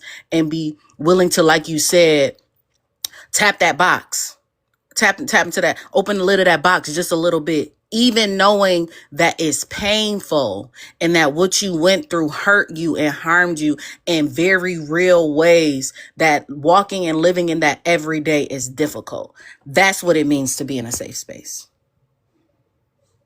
Thank you for that. Thanks for that. I appreciate that. And I agree. And I just hope that, you know, me saying certain things, because hopefully it's not trauma dumping. I really don't mean for it to be that. I just want people to understand that I feel them. Like, I feel like we're all on the same playing field. And I hope that, like, my whole goal is just to hope that what I have experienced, I hope that it could just be a learning lesson for someone else.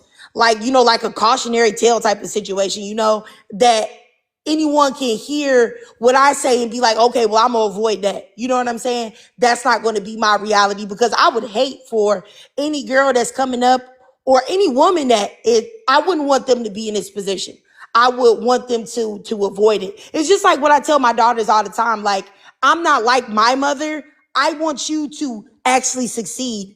I want you to be better than me. I'm not going to look and be like, oh my gosh, my daughters are young. My daughters are young, and look at them. They have all this youth and beauty. Now I don't want them to be better than me. I want to try to screw them over and not give them the keys to success, because now I'm this bitter old broad, you know? I just don't want it to be like that. I just want to be able to have a space to where we as women can help each other to actually really be better.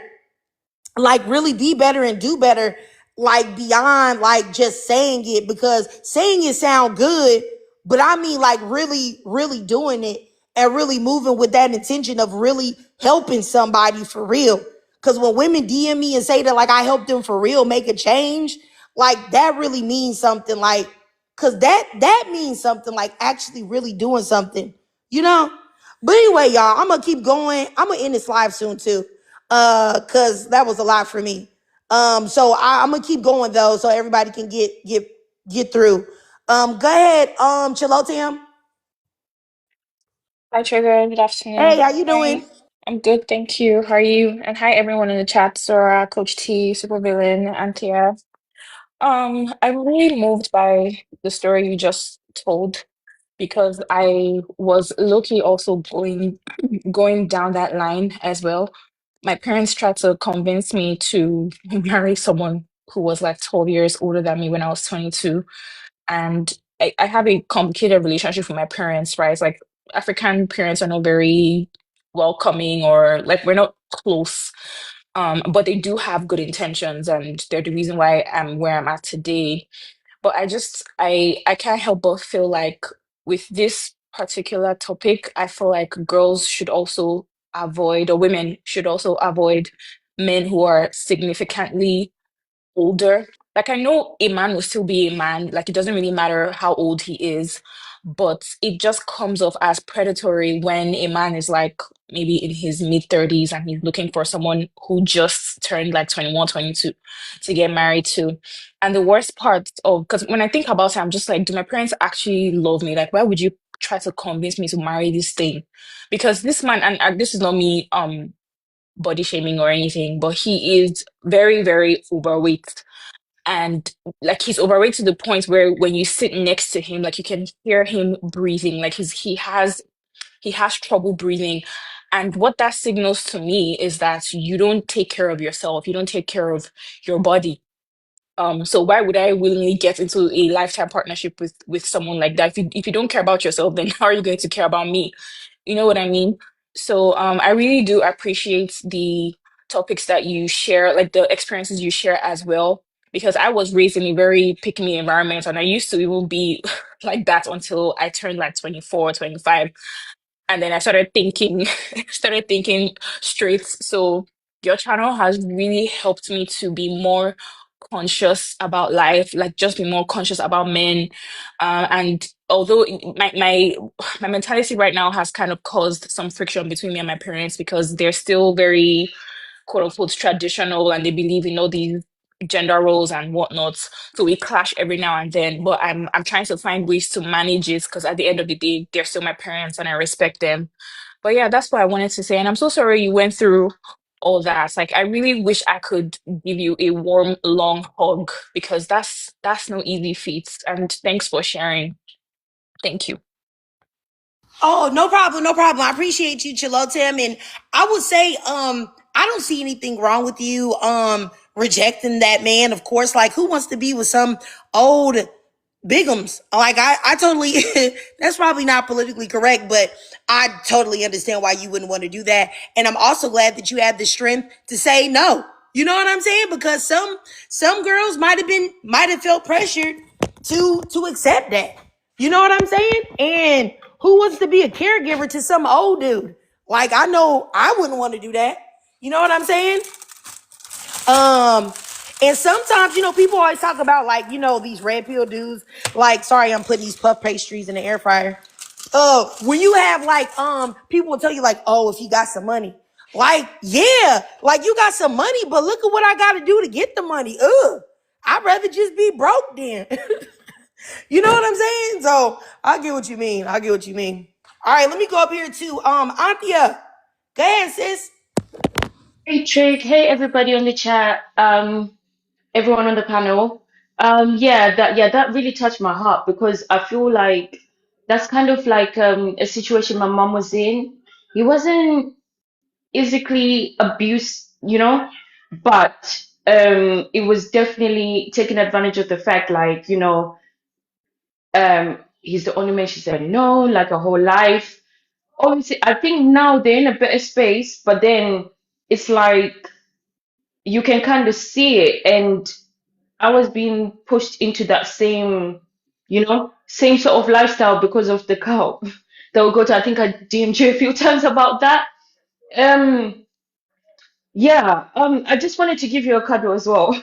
Like, just say it's all right. And you know what? Yeah, I'm so grateful. I do really appreciate that you've created this space for us, because there are some people like we grow up in families where it's like it's more so about, yeah, it's the family, it's the family, it's the family. But I was looking out for you. Like my child's father, we're not together anymore, but he cheated on me profusely. And the only advice his mom would give me was like, well, you know, oh man, cheat. And, and it's like, that's it. No, how dare he? Like, you know, and it's like, you want me to stay in a perpetual state of like stress and terror, like what Kayla was saying, like, you know, just keep you on edge all the time. And for what? But yeah, I really do appreciate you and your space triggered, honestly. And yeah, obviously, there's nothing we can do now, but if I was to see him, I'll punch him in the face. I'm in there.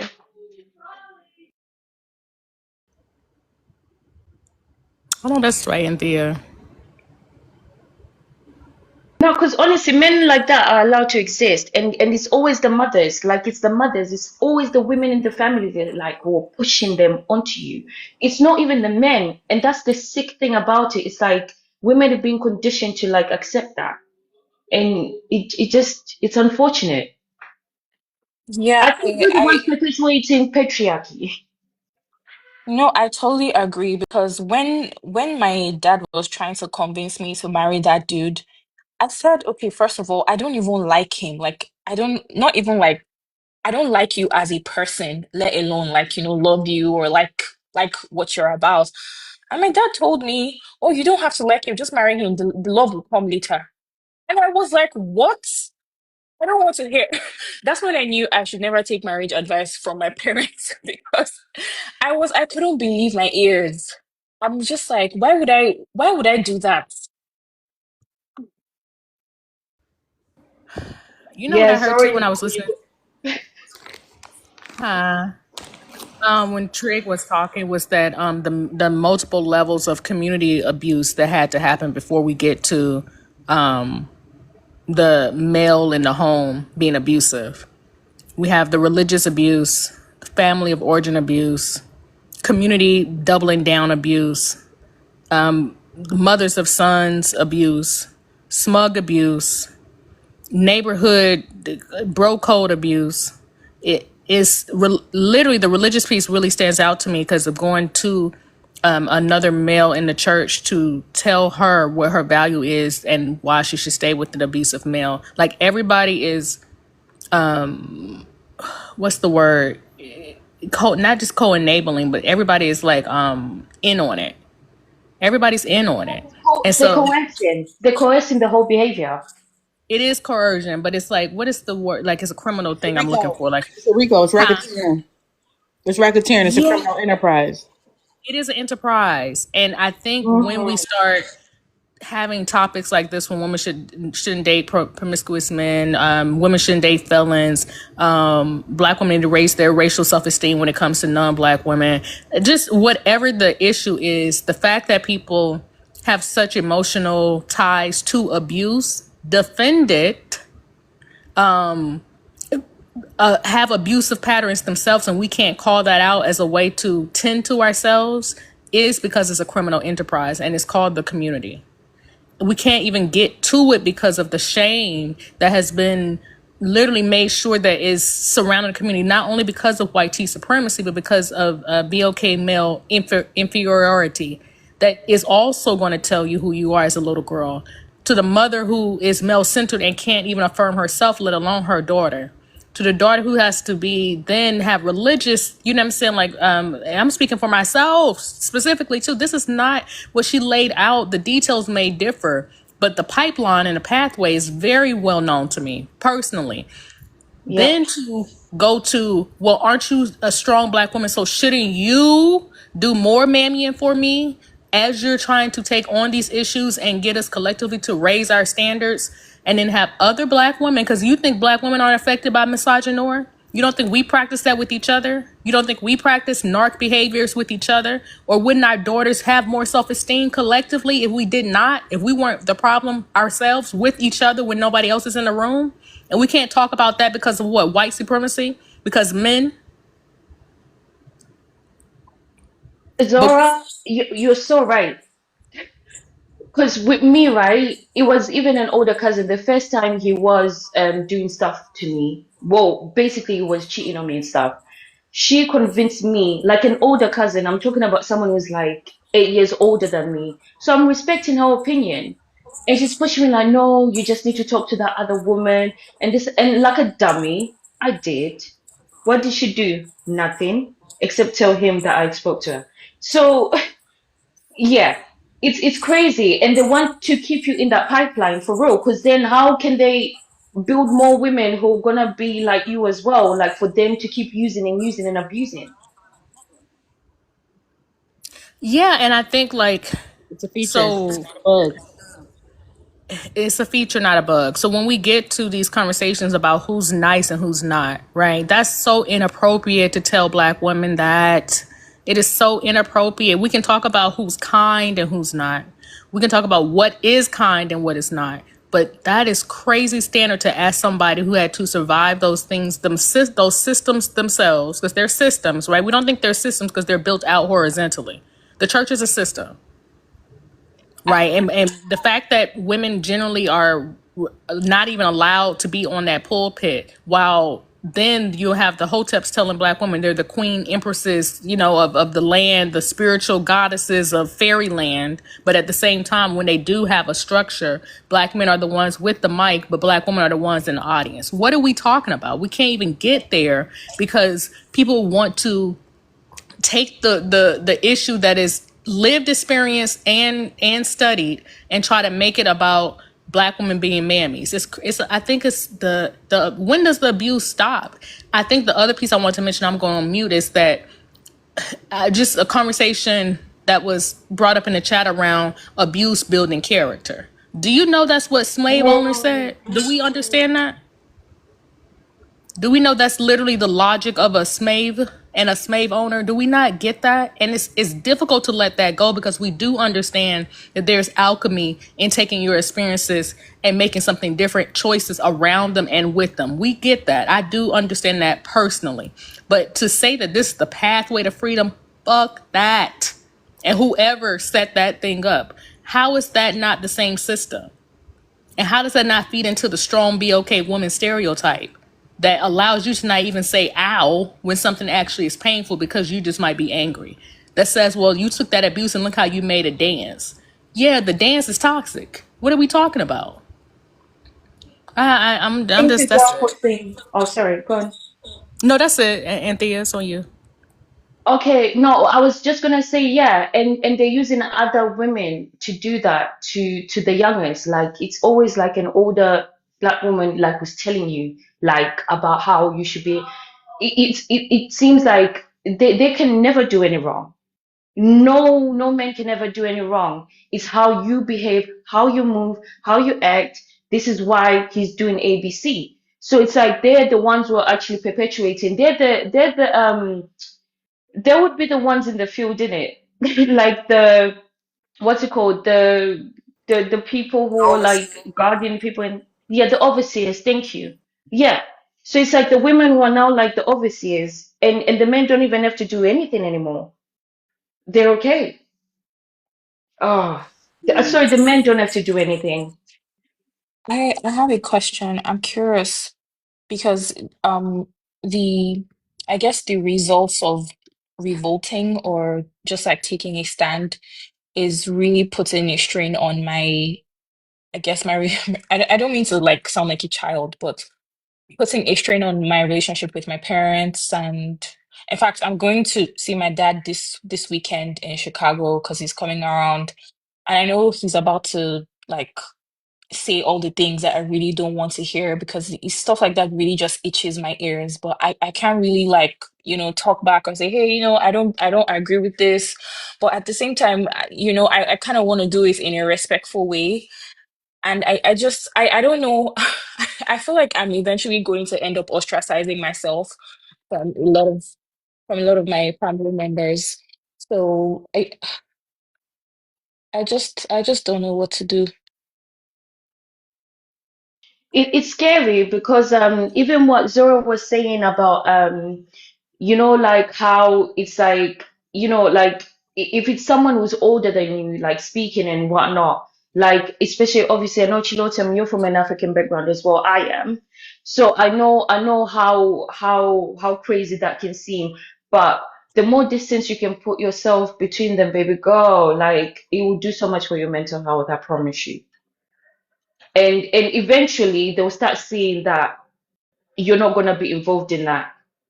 And you know what? The crazy thing is they'll probably accept you as well. Who knows? But it's just like trying to find control over people. That's all it is, especially the women in the family.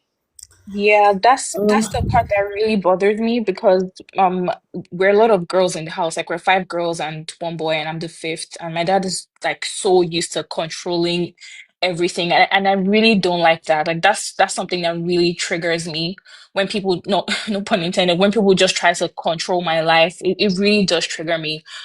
So it's hard. How old are you again, Chillatam? I'm 26. 26. Oh, you a big girl. Um, this is just me speaking, as the resident gender essentialist, mean, rude, just so nasty and so rude. So Um, nasty, one of my so rude. so nasty, so rude. One of my favorite games to play with men is malicious compliance.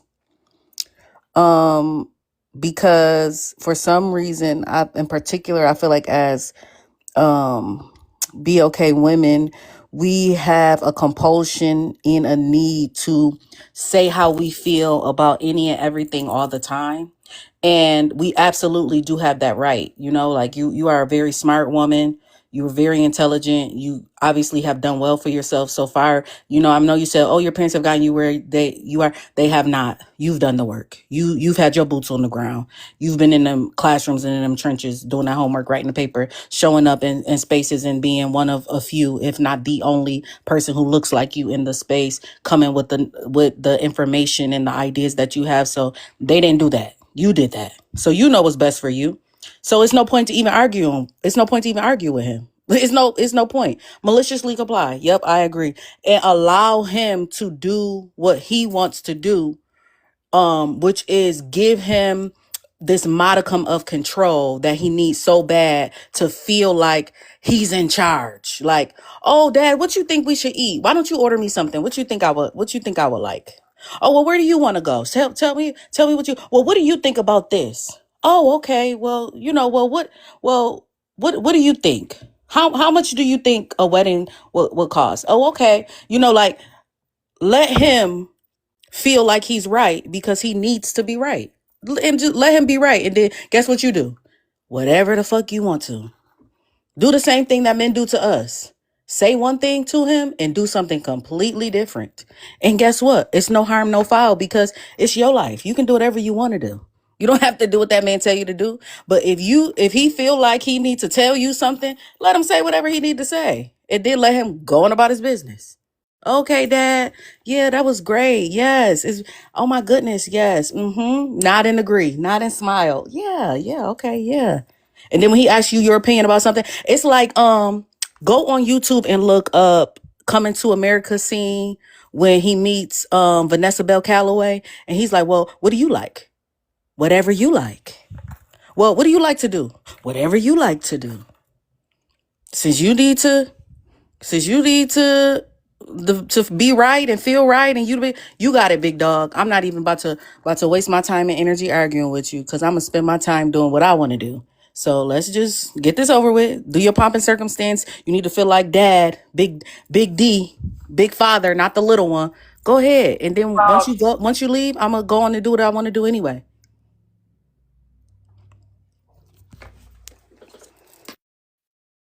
Thanks so much. Thank you. I think that's what I'm gonna do. Because I was already thinking, oh, how am I gonna say my thoughts? But that actually does sound really hard. So that's what I'm gonna do. Thank you so much. And thanks to Magic in the chat. Thank you. Yeah, right, Magic. That was one of my first things was gonna be, well, just start asking questions. But men don't like to question, so it's a little hard. Like it's a very delicate line to walk when you have to lead men to run straight into the point. And sometimes I think culturally the difference is that with Black American men, like, it's very easy to lead them to the slaughter just because of how American culture is set up. But I know in African culture it's hard to question a man or get him to question himself, because as a woman you're not supposed to be like questioning him. So yeah, just maliciously comply. Agree. Yeah, where you want to go to eat? Okay. What you want me to have to eat? Okay, I'll get that. Let him do all of this stuff for you. Let him even order you something and then don't eat it. Oh no, y'all save it for later.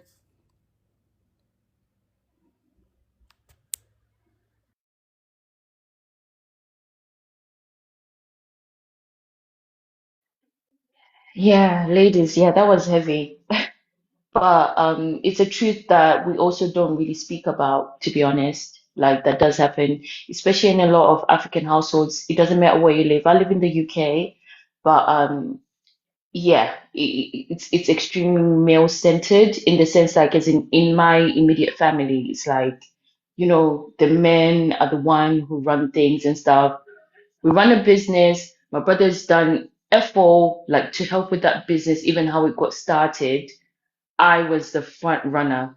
But tell me, how come this guy still gets paid every month, even though it doesn't work a lot of times? It just cancels shifts randomly.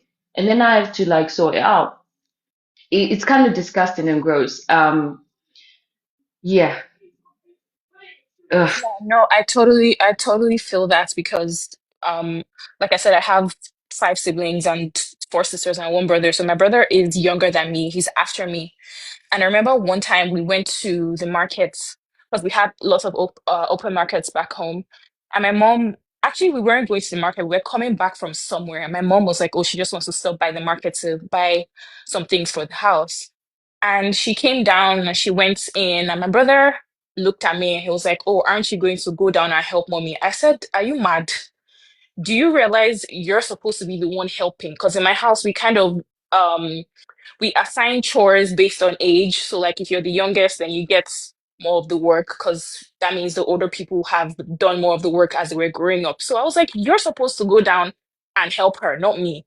The audacity of you, this is somebody I'm 3 years older than. The audacity of you to tell me, aren't you going to come down to help mommy? Are you crazy? And I think that was when my eyes started opening to how Yeah, Chillo Tim, audacious. you have to start cashing in on all the good girl coins you've built up. You've been the diligent and the obedient daughter. Start setting these niggas up. Start setting them up for failure. Start lying. Just start lying on them. Like, mom, I did not tell him that. Like, I told him that I did not tell him that. He told me one thing and then came, mommy, now look at me. Now you know I would not do that. You know I would not say that.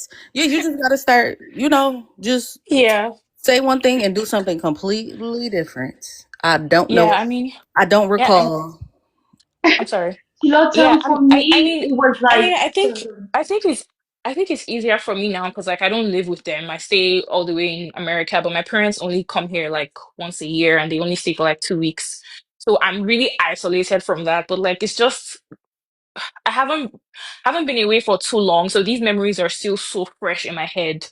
And now my dad is coming, it's really giving me so much anxiety. But like, yeah, I'm going to take your advice. I'm going to do that. Yeah, just maliciously comply, girl, and then see you next year. You might could even lay it on a little thick and then act depressed. Like I'm just so lonely. I just need a husband so bad. I just feel like y'all not doing your job because y'all should have found me a husband by now. But I'm just like, I just don't understand what's happening. Oh my goodness, act distraught. gelatin, like with me, yeah, like it got to a point where now I was like, hold on, like, because a lot of the times I think I was still male centered, but then I don't want to say it's my fault because like that's kind of how I've been brought up. Do you know what I mean? Like it's like, oh yeah, you always have to look out for your siblings and this and that. But then it's like, hold on, you keep canceling, and every single day I'm waking up at like 5, 6 a.m. to try and cover your shifts. And I'm not saying anything. No, I start snitching, babe. Every single month, if someone calls me and it's like even 2 minutes late, I'm bringing somebody just so they're aware. So you can't keep putting this all on me. No, you're the weirdo. You're the one who's doing the wrong thing. And like what I can't remember if it's Triggs or Zora was saying this, but it's like it's not even like you have to be romantically involved with someone. It will be your own family life. It will be like somebody there, like who's just male, and they just feel like they can just take advantage. No, fuck that. Yeah, I'm plotting things in the background always now because I actually just like nah. I can't live with that stress. It's not on me, and it's not fair that everything gets put on me. Absolutely not. One last piece. I know, Trick, that you said you wanted to get going. So then the one last piece I wanted to piggyback off of what Zora said before about the narratives around, like having to endure struggle and endure basically being abused and having your personhood taken from you, because that's what abuse is somebody trying to take who you are. Like they want to completely devour you, and to say like that makes you strong. And it's like, well, if you're strong for quote unquote surviving that or coming through that, then what are the people who don't survive that? Who are the women who have gone through those things and have ended up completely destroyed by what somebody has done to them, and having to navigate these systems that are put in place to break them apart, break them down, unalive them mentally, spiritually, emotionally, and then ultimately physically? Are they then weak? Did they just not have the strength to survive a system that was designed to do exactly what it just did to them? So the narrative about, making you strong and developing your character and all that, there was nothing to any woman who has gone through that. There was nothing wrong with your character. It did not need to be developed, and especially not in that way. I think that's a great point. A great point. Because for women that may have not had the reaction that other women have had, that could shame them and make them feel less than. So yeah, I told that makes sense. I didn't even really think about it like that until you broke it down like that, but that's definitely true for sure. Yeah.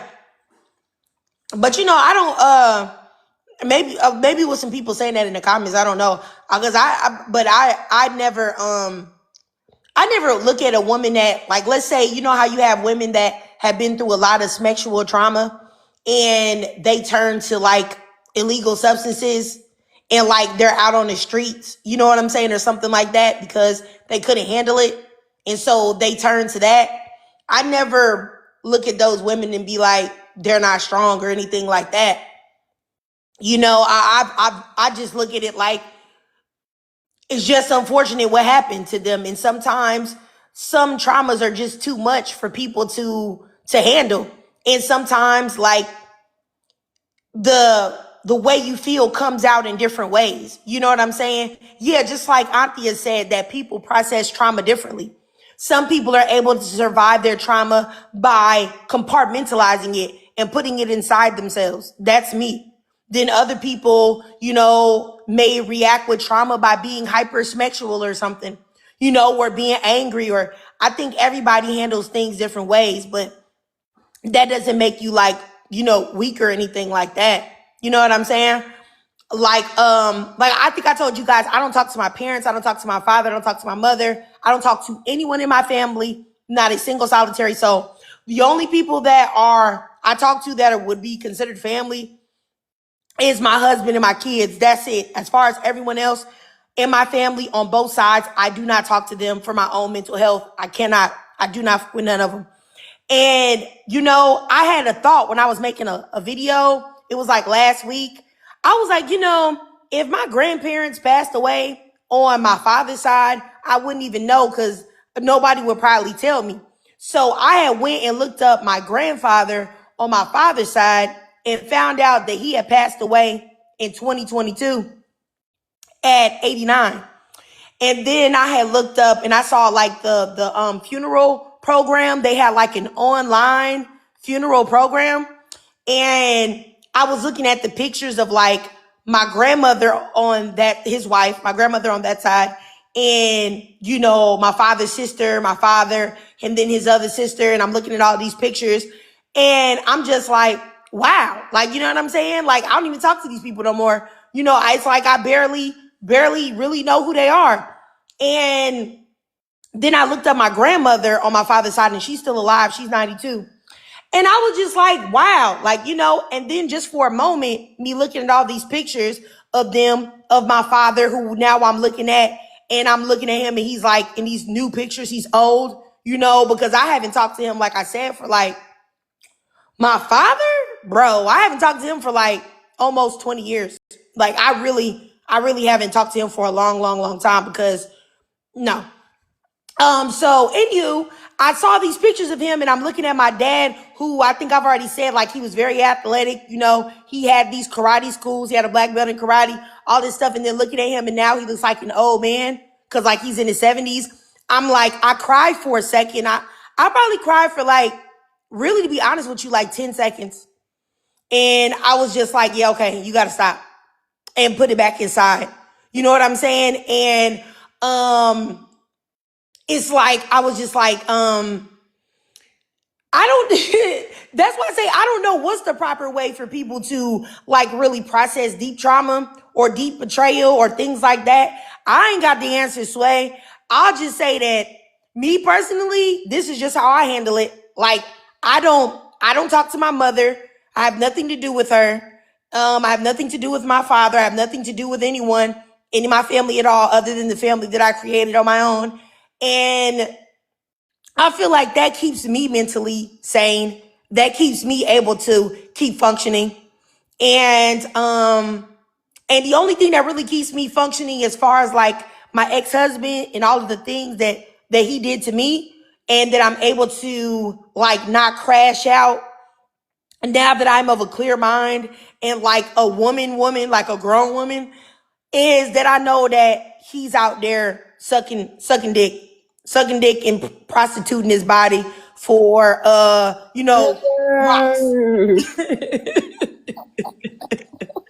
That's the only way I'm able to deal with it. But you know, other than that, you know, sometimes it gets, you know, I might feel some type of bad or something like that. But I just look at it like, look at the position that all of you guys are in. So I can't say what people should do, you know, the best for their mental health.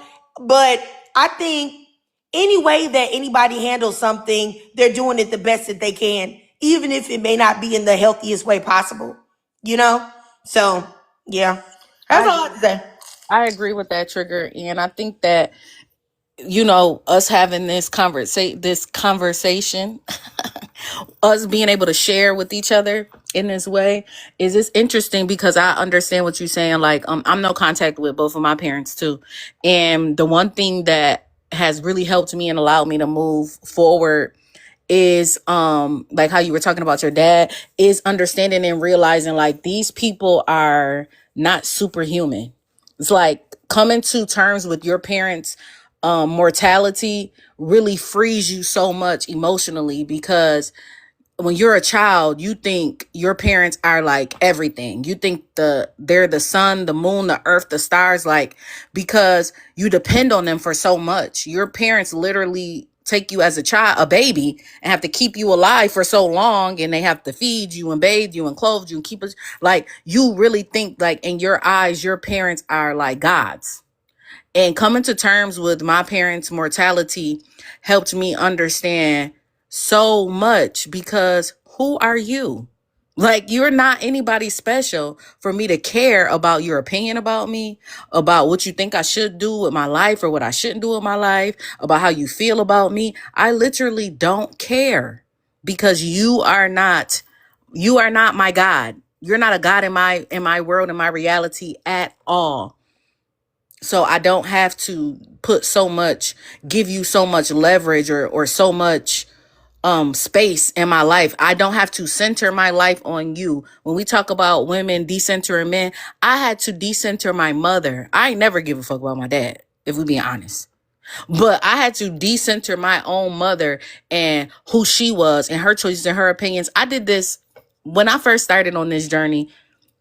my journey and my growth. I did this, it was like a mother map or a maternal map. And it was asking, like, map out your life, like from the time you was born till now. And it says, map it out.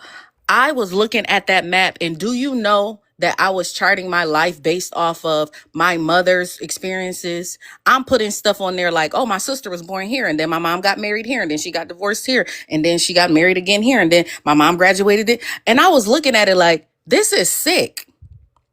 And it really made me and helped me understand more about my life and who I was, that so much of being a woman and then now being a mother, our children have to come along with us on these journeys and these rides.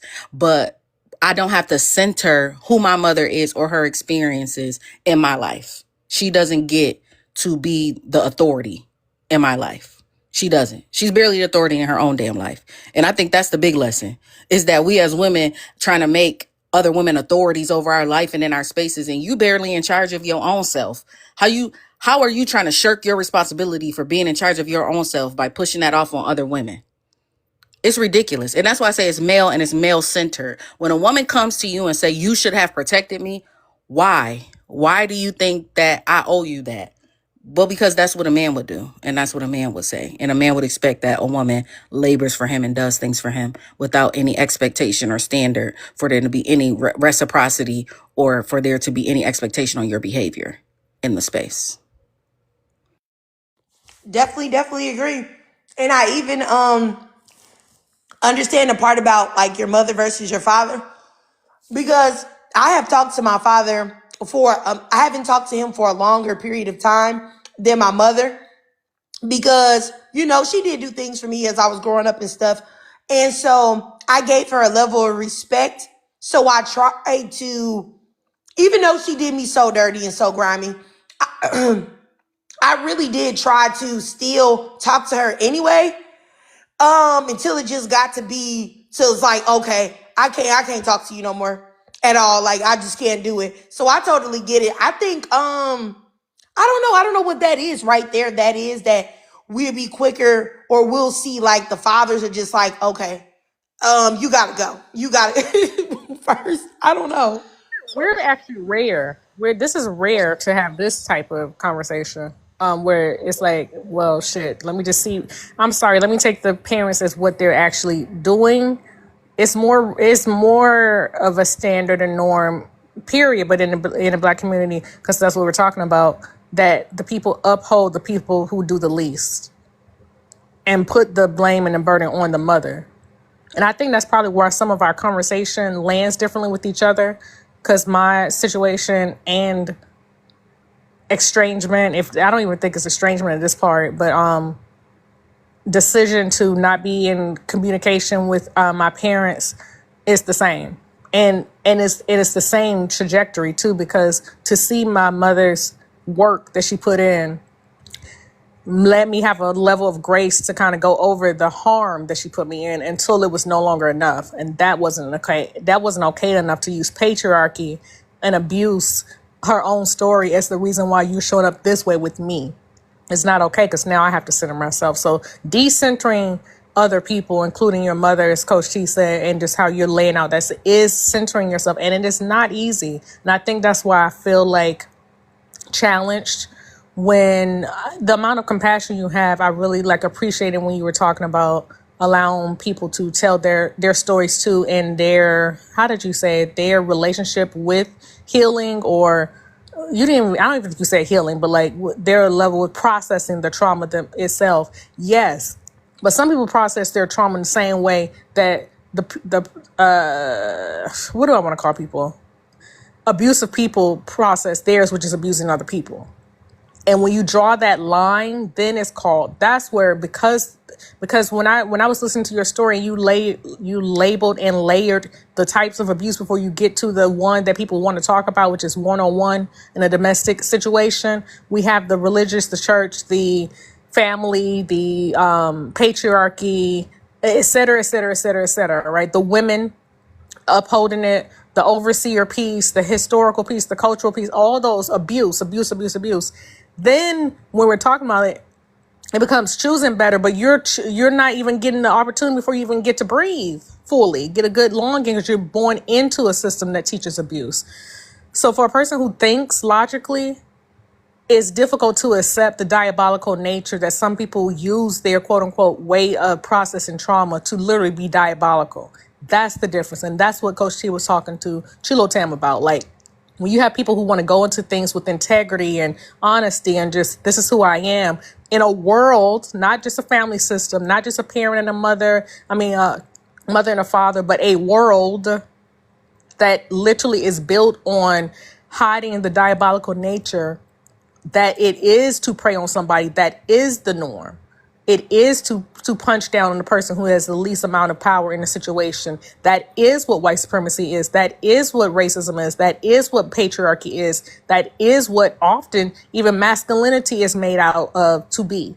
The socialized parts of it. Then it's hard to accept that my mother is the person that is practicing this and I have to treat it as such, which made, for me, what it became was I had less of a desire to pull the pew pew thing when a woman was practicing what we literally call male behavior. But if she had been a male, she wouldn't have got none of that stuff off.